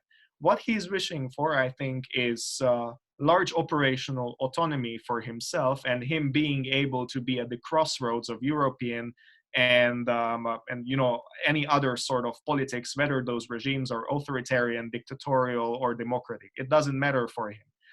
He just tries to be the person who is dealing with basically anyone for the sake of achieving goals, and who's able to talk free of constraints that comes with, like, you know, moral law or ethical law, whatever like that. So that's more or less how I see Orban and his operations. Thank you, András. Timea, would you like to add something? Yes, just talked about that, the whole thing. In Hungary, for the number of deaths per million is 20 for today. For the USA, it's 118. For all of the big EU powers, you have Germany 54, France to nearly 300, Italy above 300, nearly 400, Spain above 400. Basically, what I think is out of this coronavirus thing, Hungary will get a lot of moral support. More and more there are comparisons in, not in Hungarian language, but in the main language of the European Union about how shameful the reaction was in the western part of the European Union, and how brave and successful is the reaction not only in Hungary but also in all of the Central European Union. What I think this will be very, very hard. Just to start telling Orban or the Hungarian government, the Hungarian people, your government needs to do this and that, and take it from the above, when there was so much like a public failure of what is very much sold in the propaganda currently on a daily basis on all of the channels from the Hungarian government and other governments, that we are doing much better. They are talking high about human rights and everything, but we are protecting the people. Look at the figures. And right now, okay, we have a lot of controversy within Hungary about how it is done, how it is achieved, but this is really true that the statistics are much better. We started the restrictions much earlier. Slovakia is doing the best currently, but we nearly as early as Slovakia for most of the things. But for instance, we had last week a big controversy in Hungary about some measures like after Easter, the week of Easter, many thousand beds need to be freed in the hospitals. So in order to achieve 60% and maybe a little bit later 50% of all hospital beds to be dedicated to the coronavirus patients. And it was done in a very short time lapse, and with very sharp measure, with no negotiation possible, even if there are not so many coronavirus patients, and maybe some people could have a little bit more. They had really to leave, and it was given on Tuesday, you need to come and pick up your family member, which is just have a surgery, and instead of staying 7 days in the hospital, it will say only 1 or 2 days, and you need to take the person. You have persons which are near death, and maybe they are terminal patients from cancer, terminal patients, maybe very old people with dementia, people who need to be watched for, attended for all day, 24-hour long, and it looks like maybe we're gonna keep the best statistics, but there's gonna be an incredibly high cost behind those statistics. But we know those things won't go really outside of Hungary. Just as an example, I went through all the articles that were written on the subject, and there are some examples when people are declaring their name and exactly you can check what they said, what happened to them. But in most of the cases, these are nameless testimonies. So basically, with nameless testimonies, you can't really go very far before the public opinion, and it's going to be very minor. So I believe all of the human cost is going to get completely forgotten. They're also going maybe to correct in the next weeks, because if the epidemic is not that tragic. Then maybe they're gonna take back some of the patients. I don't know, but I think it will be give such a moral superiority to the Hungarian government that the rapport de force, the strength between all of these powers is going to change after the crisis. I don't know if András and István and agree with me, but this is my assumption. Actually, maybe I would add like a little bit to it, because I think I completely agree that generally they will have some numbers to show, and that will make it harder to talk from this point of sometimes we perceive as arrogance. And actually, I also personally experienced it, that quite often people in Western Europe really feel that they already have the Holy Grail, and anything that's happening in Eastern European countries or Central Eastern European countries can be only worse than that. And maybe that sort of arrogance will backfire also from the perspective of narrative when it comes to this, because their numbers will not be really helpful. But on the point of the hospital beds, I think it's also something interesting to observe, like how the narrative in newspapers happened in Hungary.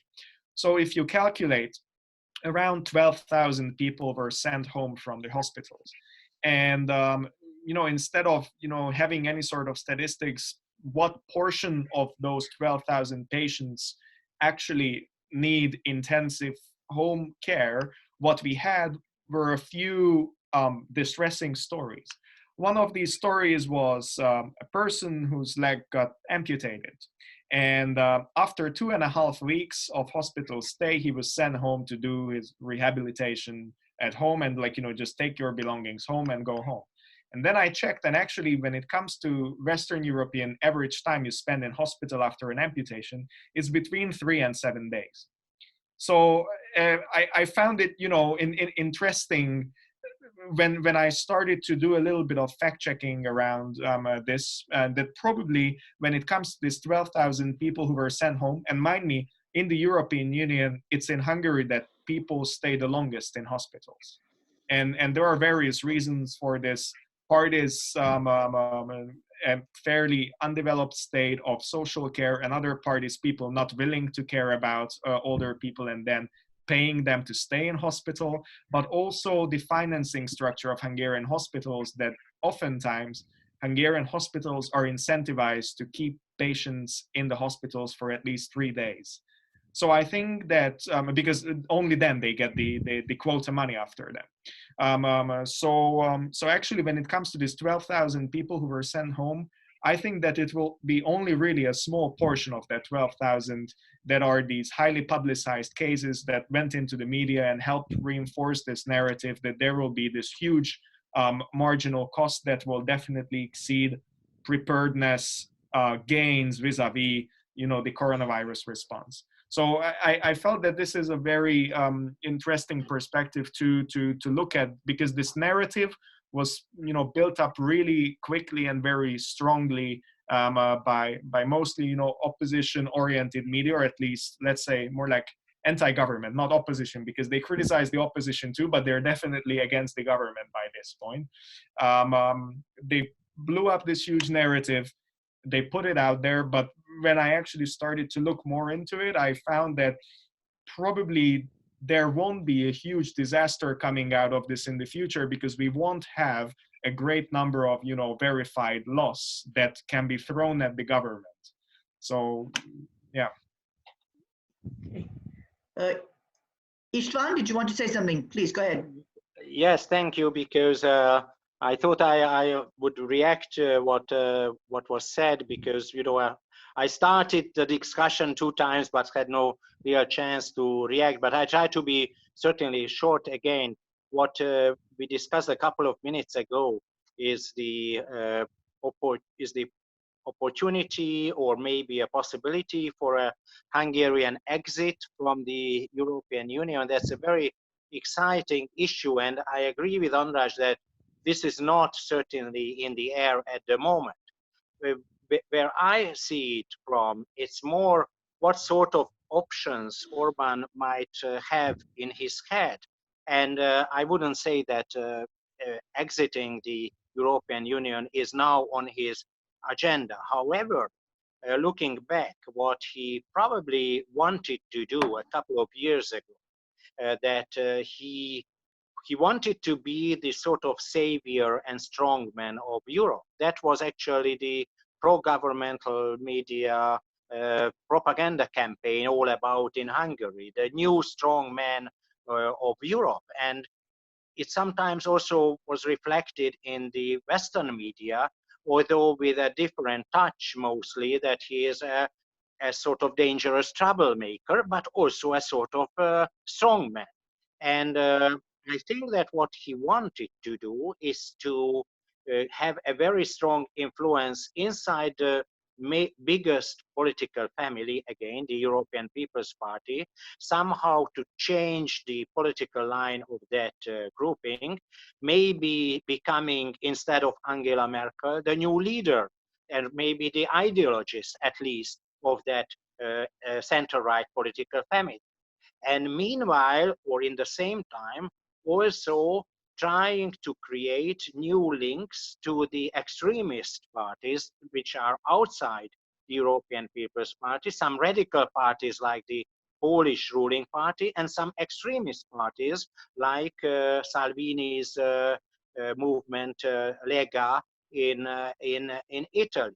So he wanted to have what we say in Hungarian, two irons in the same fire. I don't know whether it works for English. So he tried to play with that again, tried to widen his room of maneuver as a very important figure. But I think, and that's maybe the point where I see it a little bit differently from András. I think it has a dynamics, how it happened in recent years, how he lost his influence inside the EPP, how this political dance between the two political groupings actually created for him a problem, that when loyalty was important to the EPP, he went too far with his friendship with Salvini, whom he called his hero. And it became evident that his personal relationship with many other leaders inside the EPP is becoming very bad. And he became, as far as I've heard, more and more arrogant, talking to other EPP leaders with a style that, you want to tell me how to behave when I now won my third election in a row, and you want to teach me about politics? Sort of rhetoric in private actually undermined that sort of view, what András mentioned, that he is still a sort of reliable partner.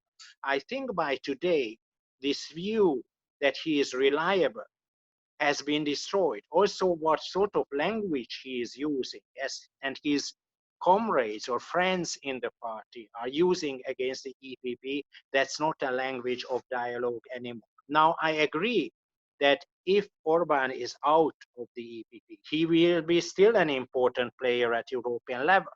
However, even if he is one of the leaders of the new radical and extreme right-wing groupings, it will be clear for everybody that he and Fidesz do not belong to the mainstream, that he is out of that established democratic, sort of liberal-minded political groupings from the left to the right, and he is somewhere else.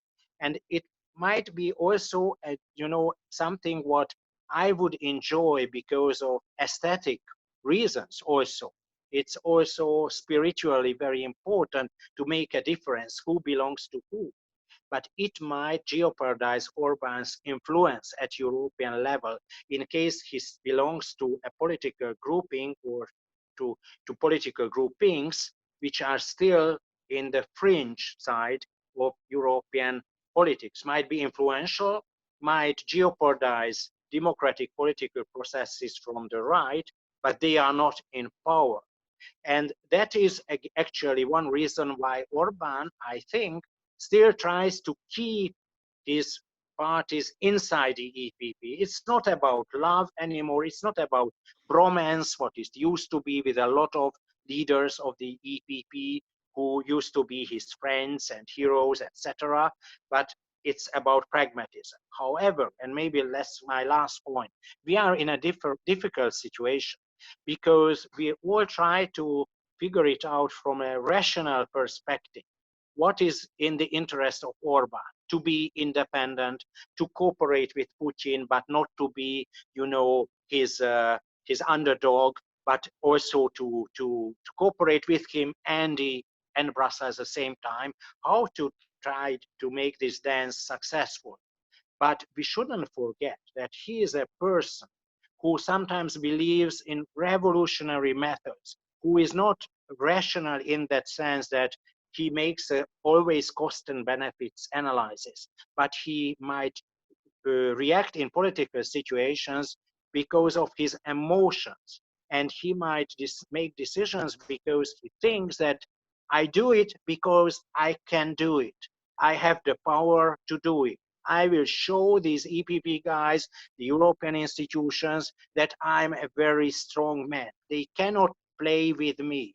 I don't want to be the fool of the European Union. When he gets to that sort of political, you know, mood, he might make, from a rational perspective, mistakes. He might be applauded from his voters, from his fanatic supporters, but from our perspective, it's a failure. And then we try to analyze it retrospectively, that he was very good doing that, but maybe he made a very strong mistake. And I think if he's out of the EPP, it would be a failure for him with much less room of maneuver. And also, the idea to leave the European Union might be not his number one wish first. But when András talked about independence, he might feel at one point, these Europeans want to tell me what to do. They introduce infringement procedures, Article 7, they attack me. My fame in the European and the international media is terrible. You know, I don't want to use now a terrible word, but you know, you can get to a political mood when he simply says, enough is enough. I don't know, I don't want to prophesize, but I think that politics is a very, you know, dynamic process, and Orban is not, you know, different from that logic. He might get into extremes at one point, and he might convince himself that this is the good decision.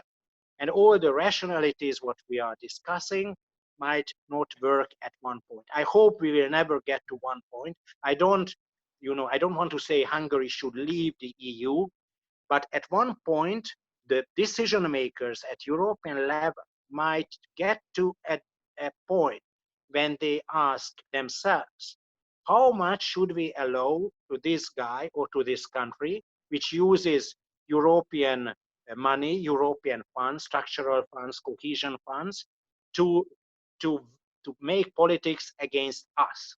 And that question, I don't know the answer, might come up sooner or later. Let me throw out a question to each of you on the basis of what István just said. And it really brings up a concern that has been really a long-standing one. And that is, are we reaching a point with the successive enlargements, especially the 2004 enlargement, where we need to think about a different type of structure for the European Union?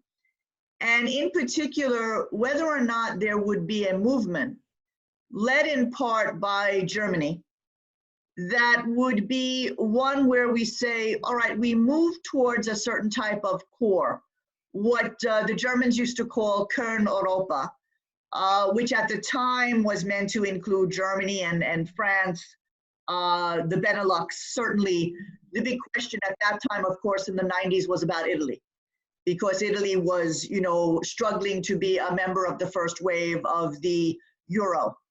And there are a lot of questions, economically still are, quite candidly, about where Italy belongs. This pandemic has only exacerbated the economic situation, which, you know, if you look at the German-Hungarian relationship, particularly in the automotive industry, it's come up that Hungary might lose some leverage with regard to Germany.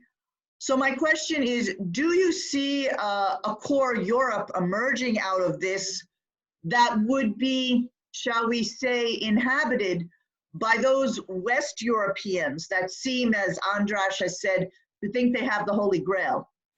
And that those other Europeans who might be inclined to question, as Orban does, might form another part of Europe. I would be curious to hear your views on that. Thank you. Quick intervention. Actually, I just received the news that the European Commissioner for Values and Transparency has said that she is not worried about the Hungarian emergency legislation, and that so far Hungary hasn't adopted a piece of law that would be against European Union legislation. And she previously criticized the Hungarian and the Polish government quite a lot on the rule of law. So I think that, and I wouldn't say like, that settles the case, but I think that it's also, giving some legitimacy to maybe what we've been talking about as to like, what this emergency law situation is about. As for the other bit, I think, first of all, I don't think that it's going to happen because it's not really able to happen according to the treaties of the European Union. It would take the agreement of all member states. Mm-hmm. So if any countries decided to create a separate group that was also branded European Union, whatever, enhanced, they would be in direct breach of the laws that they agreed to and the treaties they agreed to, which would completely undermine the entire process. So I think that there is no space for such moves. As for informal cooperation, I think it's already happening, and we are already having sort of a multi-speed Europe. Because, for example, the Eurozone is a special thing of itself inside the European Union. So I think that this process may continue to be happening. But maybe what's more important right now, and actually this may sound a little interesting in light of all the tensions we talked about in the European Union, is actually further enlargement. Because it's pretty much on the agenda. It's now starting to happen in the Western Balkans. And I think that the quicker we are able to accomplish that, the better off we are, because there are other large powers competing for the Western Balkans. And here I mean Russia and China.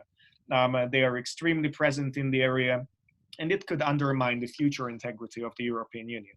So actually, I think that there is more like a resurgence of enlargement in the past few months, or since the new commission came into its job, and I think that that's a good thing.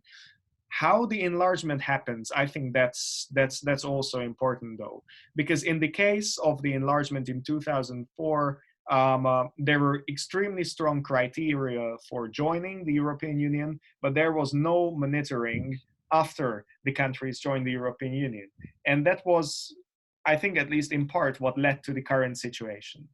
But creating a monitoring mechanism that is all about, Western European countries setting standards for the rest of Europe, I think it's not going to fly. The other countries will not agree to it.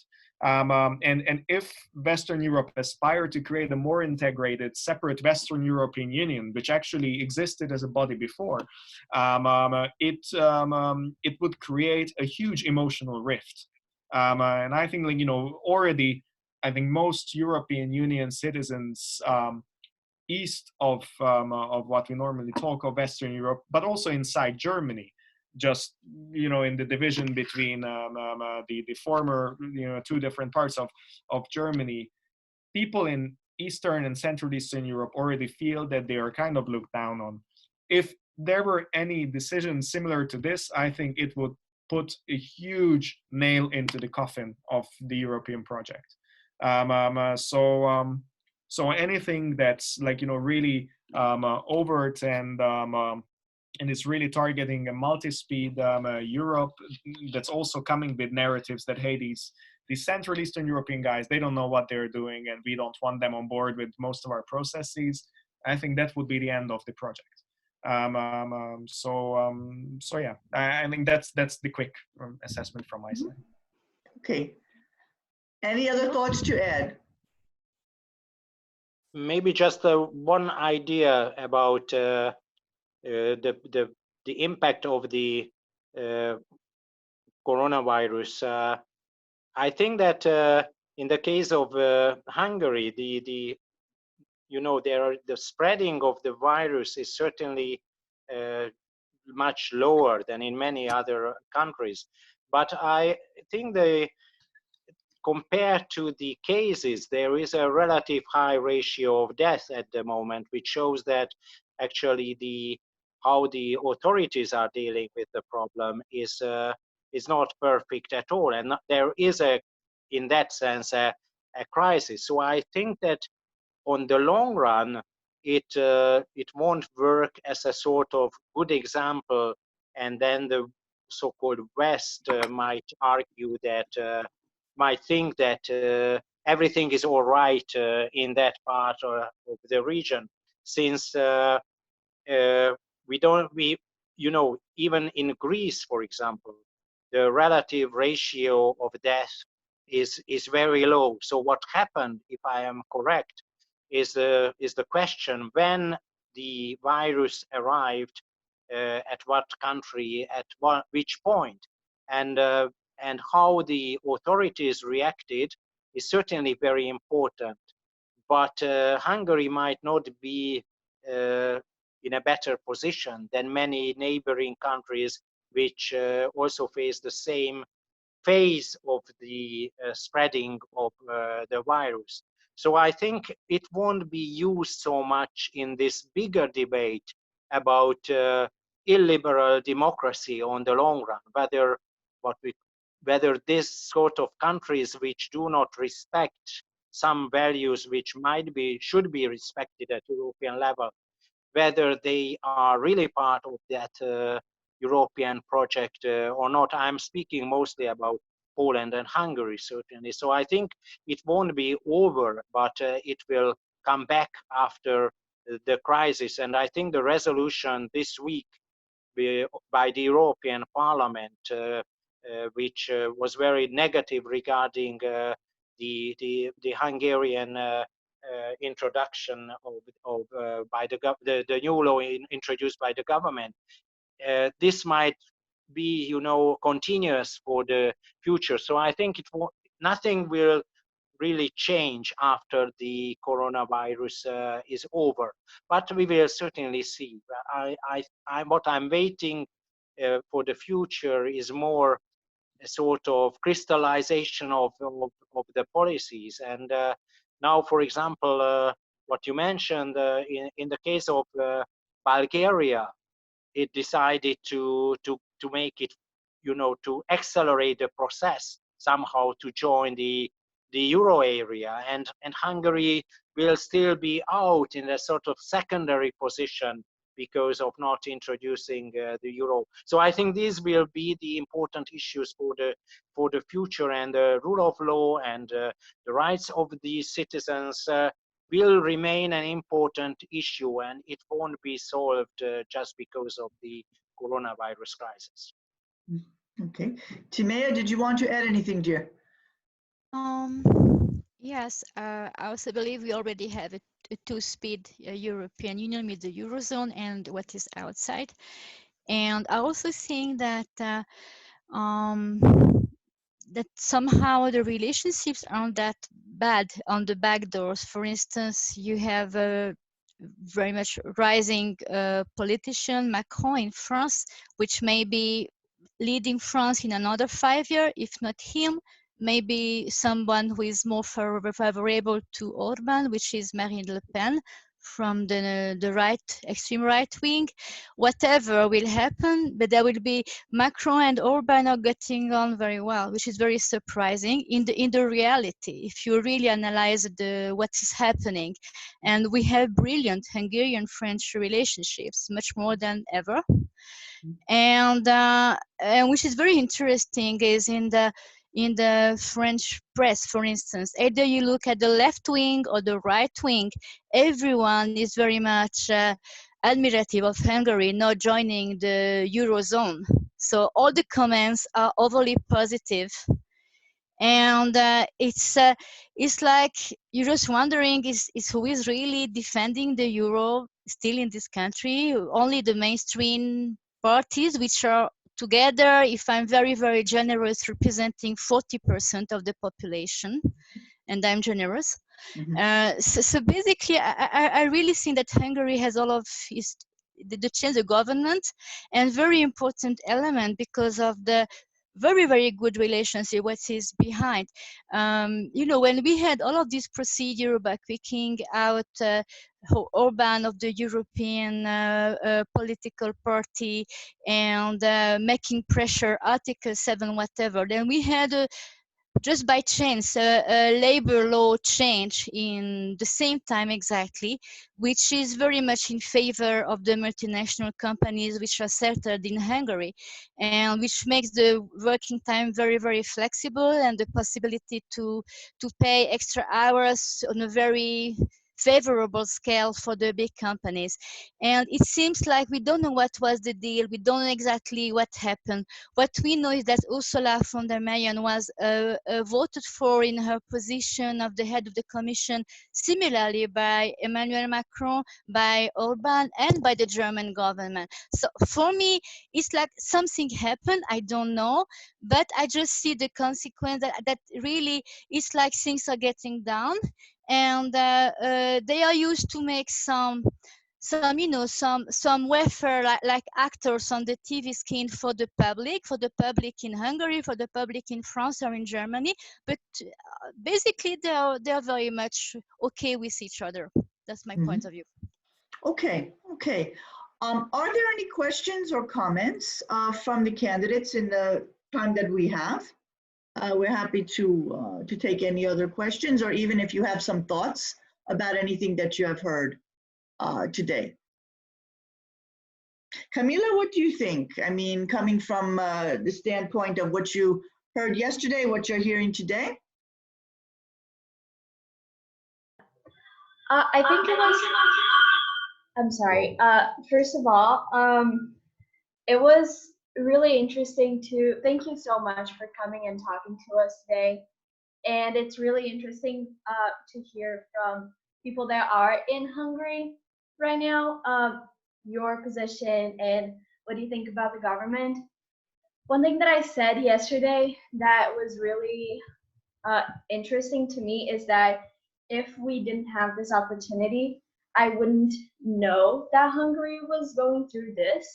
And I did some research also on the Hungarian government, and it really shook me to see what's happening and to hear you guys talking about how powerful Orban is and how he's gonna do things from his mind and what he thinks is right. And by doing that, creating fake news, as Meg brought up, and then not accepting a lot of things that the European Union is doing. And as István, is that how you pronounce your name? István, yeah, yes. Said before that a few years ago he thought about leaving the European Union, but now he's not going to do it because of the whole coronavirus situation. I had one question, but it was a lot talked about it. It was how do you think, if you think that the European Union should intervene in Hungary when it comes to human rights and immigration situation, or if that would be a break of Hungary's sovereignty. And we talked about how countries need to have their sovereignty, but in this case, if a bigger entity should intervene, because what's happening, it's not fair. And another thing that you talked about that was really interesting to me, coming back to the fake news situation, is that it's really hard for me to read the news and believe if that's true or not. In my case, in my country, we don't know if the cases that are divulged in the media are the right amount. We know that there's a lot more, and I feel that maybe sometimes that's also happening in other countries, and I wanted to know what's your opinion on that. Thank you, Camila. Who would like to respond? I think Well, István was addressed, yeah. Yeah, very shortly, because I think we are running out of time. Yes. So just mentioning that, it's very hard to make a clear statement. What should the EU do in the case of Hungary? It's a long discussion, and certainly on one hand, being a very strong pro-European Union believer in some way, it would be very harmful for me, very painful for me to see that there are any strong measures against Hungary. On the other hand, as a strong European, I would think that something should have been done before. Maybe it's not too late at that moment either.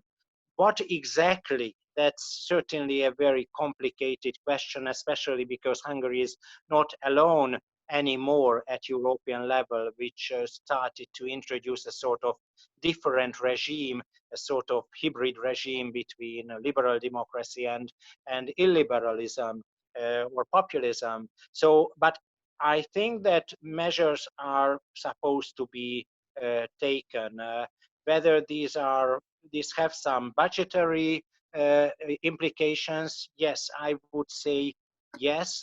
What, for example, the mayor of Budapest, who comes from the opposition, would argue for some direct support to that regions and cities which do not belong to the Orbán's empire, economic empire in Hungary. We might think about some very direct support for civil society. We might think about some other measures which might even in a way be quite serious regarding how much support is coming, subsidies and other supports coming from the EU level, maybe to somehow to bring it together to I don't find a word, maybe to link it to some democratic values again. So there is some room of maneuver what the EU might do, not to ruin the country somehow, but to send a clear message to the Hungarian citizens that what's going on in Hungary is now unacceptable at European level. That's my relatively short answer to that complicated problem. If I can respond to, because I think it's a core question, really important. I am more like representing the other view. I don't think that it is the place of the European Union to make a verdict on whatever is happening in Hungary. To me, it's more up to the Hungarian voters. And if I am disillusioned with anyone in all this process, is generally the Hungarian opposition and its incapability in the current situation. So I think that, for the past 10 years, of course, the field has been made a little harder for them, but I feel that, shouldn't have prevented the opposition from being able to formulate a comparative and competitive vision as opposed to the governments. And this is something I experienced from the inside as well as an external observer, that opposition parties are nowhere compared to the structures built by the governing party. And in terms of the political competition, they are just not, up to the game to the extent the governing party is. And then, we also have this incredibly important question to discuss. Where is the point where we are allowed to intervene in a democracy where actually still a huge chunk of people vote for this government? I honestly think that if the European Union issues a verdict on this and has a stronger say, it will only give some ammunition for the government to build a stronger narrative and to gain more of the votes. So I just think it would be a counterintuitive measure. And at the end of the day, nothing lasts forever. And I think that Orbán's government will also not last forever. I'm speaking a little more easily because I'm young and I have a lot to go. For people like, like my mother, she says that, well, she doesn't want to live or, another 4 or 8 years with this current government. She wants change right now. My perspective is probably a little bit more long-term. And I think that that's better for long-term processes and the long-term sustainability of relations in the European Union as well. Because if the European Union decides to intervene, I think that we move towards a really different world. And when it comes to the European institutions, they are also by no means perfect. They also have serious issues, sometimes, issues of legitimacy, sometimes issues of being not necessarily prepared. Then again, we also have a really functional and I think sometimes very amazingly working commission, but the commission is also a power player. And quite often I found that the commission is just trying to do everything to push its perspective forward, which is a largely technical perspective, but it's playing just like any other political actor. And at the end of the day, the general wish of a political actor, no matter where you are in the world, is to push its vision forward. It's not really about, hey, let's include everyone in the story. It's about you devising the best strategy to have achieved what you want being achieved. Thank you, András. Timea, it's for you the last word. Go ahead. Thank you. Well, maybe as a last word, one of the ideological invention of Fidesz is the central force. And it's very important to understand what it means. It doesn't mean that you have to be a voter of Orban, that you have to approve of Fidesz. You can be part of the opposition, but you should know where your role is. You should know you believe to the central force, and you should want to change the system, but a little bit, not too much. And you should take some risk, but not too many. And we are all part of the central force, and we don't know really who is behind the central force. Is it really Orban as a genius politician? Maybe there is much worse than he is, I'm absolutely sure. And he has also good sides, I'm absolutely sure. I know many people who know him and says he's such a wonderful guy. Okay, that's fine, but we are into something which is no more democracy, not a dictatorship. We don't know really what it is. We don't know who is really behind, which geopolitical circumscriptions are behind. And just as a closing word, from regarding the enlargement of the European Union, I never look really at human rights or at European Union's perspective. I look from the military side. For me, NATO, the Northern Atlantic Alliance, is what is determinant on the continent. Basically, Hungary and the other countries of the new Europe were included so early in the European Union before they had time to make any changes, because they had to be NATO member. Now NATO wants to include more and more countries. That's why we're going to have the enlargement of the European Union, whatever the situation is in those countries. That's all. Thank you all. Okay, I am cognizant of the time. If there are some who have to depart, I respect this. Camila has a follow-up question. So if our three honored guests would be willing to stay with us just a few minutes longer, we will have a follow-up question. Go ahead, Camila. Thank you. My follow-up question is based on what András said. Do you think that if the European Union influences or makes a decision on the Hungarian politics and environment regarding to human rights, do you think that that would affect the Hungarian culture, because of the European Union is based, most of the countries in the European Union are Western Europe countries? I think it's an interesting question. And maybe I would actually draw a parallel for you. Of course, we've all been following the impeachment process of President Trump. Imagine a situation in which the United Nations tries to impeach Trump. I think that as much as, some people would have appreciated his disappearance from the seat of power, it would have thrown some questions, is it like, why, like, how is this happening? Either, impeachment got to happen through our elected representatives. Still, I believe that would have been a bad option. Or the next time, in 4 years, we will elect a different person. And I think that's what's going to happen right now. And truth be said, when it comes to the Democratic primaries, all this time, what has been happening was about building at least a partially new narrative, or putting forward a new vision from the Democratic Party. And now I think when it comes to Biden, he's not the Biden that came out of office 4 years ago, because there is a lot of new progressive ideas behind him coming from the grassroots base of the Democratic Party. Now that's the stuff that didn't really happen here in Hungary. In the US, there was I think really interesting reaction to what's President Trump's coming to power. But in Hungary, what happened was that the opposition essentially froze down, and that's what has been primarily the state of affairs for a long time. They've been trying, but only in a really reactive manner. They were not trying to properly reformulate their existence and to clear out the political scene and stage a competitor, a viable competitor against the current prime minister.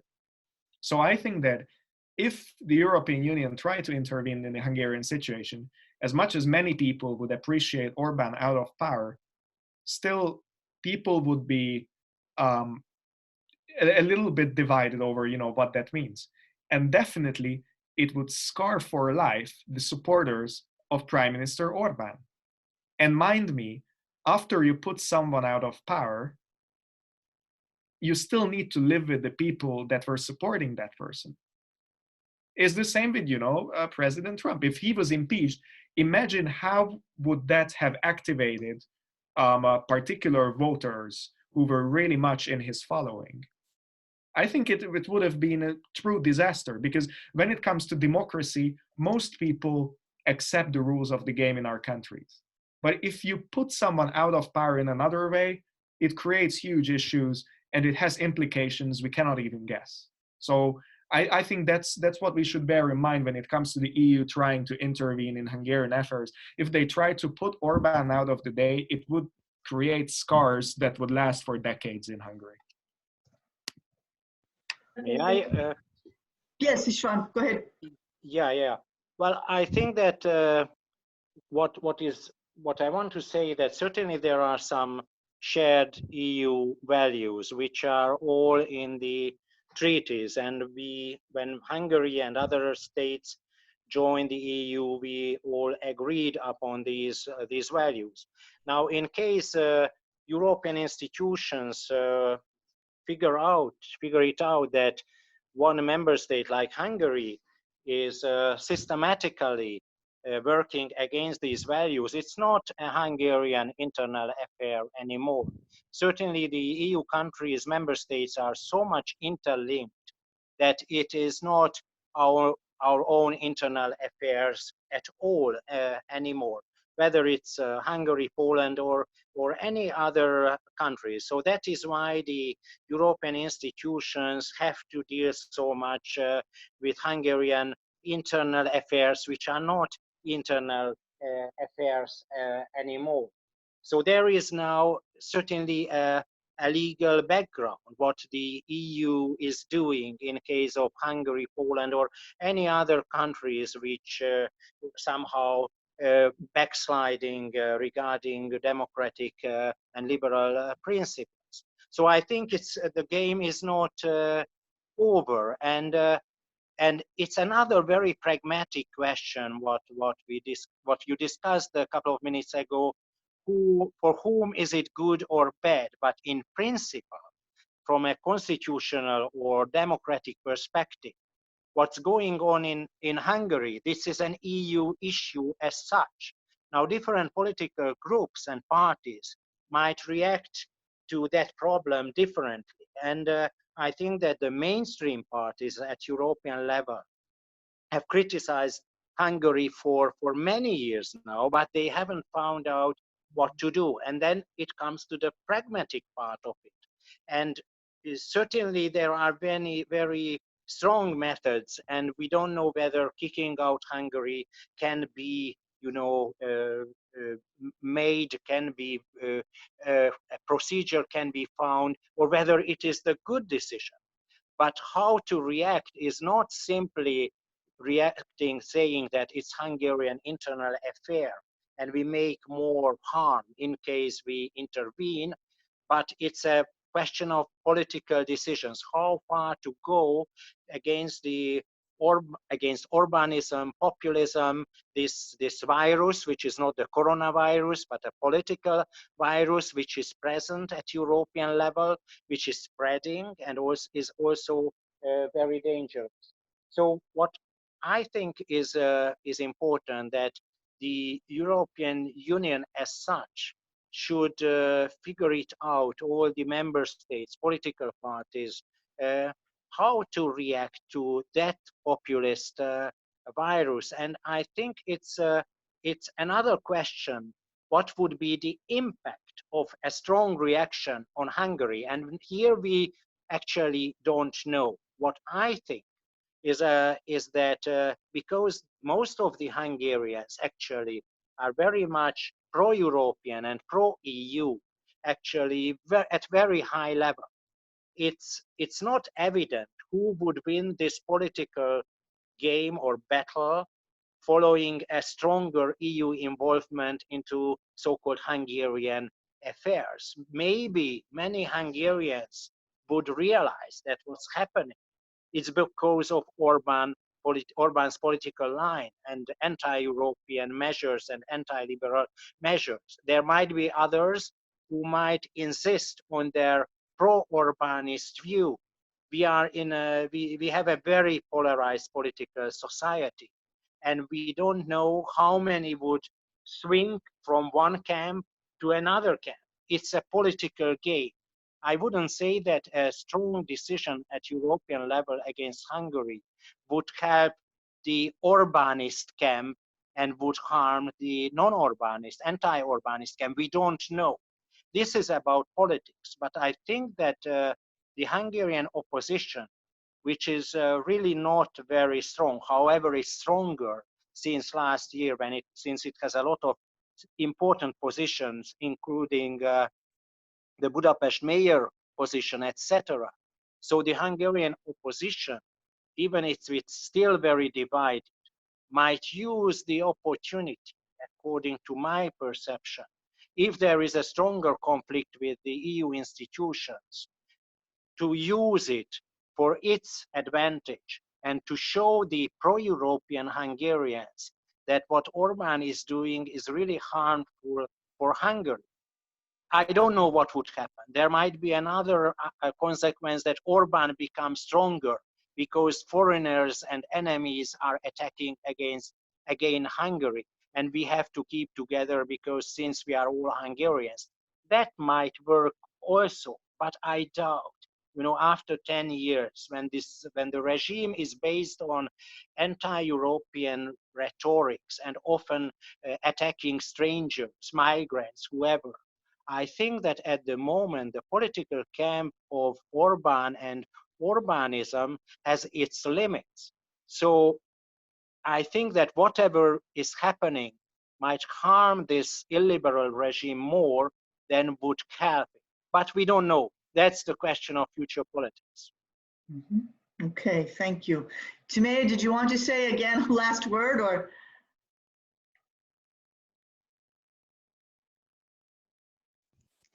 Well, we will see in what the future brings, but most of the thing is that we should look at things on a realistic point of view, on a more realistic perspective for international relationships. And I believe as long as Hungary is a very exemplary NATO member, very active NATO member, has a very good records of NATO operation participations, I don't see, realistically spoken, that anything will prompt the European Union institution to go to a higher speed. But this game will go on. We take a resolution, we make some hearings, we vote for a reports, and we publish some headlines. And this is good for everyone. The anti-populist governments feel well, the populist governments feel more together. And one sentence more. When we think about the populist government, we should not imagine them as one camp. Just one thing, like the extreme right or very much right politicians in Western Europe. Most of them are very much against the new Europe, the Central European Europe, in the sense that they don't want the workplace to go from their country to those countries. They don't want them to abuse from the money of the European funds. So they are very much critical of governments like Orban, who are maybe dilapidating the funds. So they have some points where they can collaborate. They are a little bit anti-migrant rhetoric, a little bit conservative or something like that. But indeed, if they would be together in a group in the European Parliament, I would like so much to see it from the inside, because they're going to just clap at each other at the end of the day. So we shouldn't see them as so big and so important, and think that people who can collaborate together on the long run, maybe the one maybe who can stay stronger. I don't know. Thank you all. Okay. I want to thank all of you really for joining us today, for sharing your views. This format is certainly a different one from what we would have had in Budapest, but it's such a pleasure to see and to listen to each of you. And I have to say that it's a poor substitute for a visit to Hungary, but the delight of seeing you and listening to you and sharing and exchanging ideas, that is some compensation. So as you would say in Hungarian, köszönöm szépen, Timea, also merci beaucoup. Really, thank you so much. And we look forward to sharing more, shall we say, ideas with you, hopefully under better circumstances in the future. András, for your time in China, only the best for you. And we look forward to hearing what you will learn from that experience very, very much. István, again, we hope to see you in Brussels soon. Timea, again, in Budapest, we hope sooner rather than later. So please join me in thanking our guests. Thank you so much for joining us today. It's been a genuine pleasure. Thank you, Colette. Thank you to all of you. Thanks a lot. Thank you for the opportunity. Our pleasure. We will be in touch again very soon. For the LIU Global Candidates, we will be on again tomorrow morning at 10:30 a.m. Thank you all. Have a beautiful Sunday, and we will be in touch. Thank you. Soon. Bye. Bye. Bye. Thank you. Nice Sunday.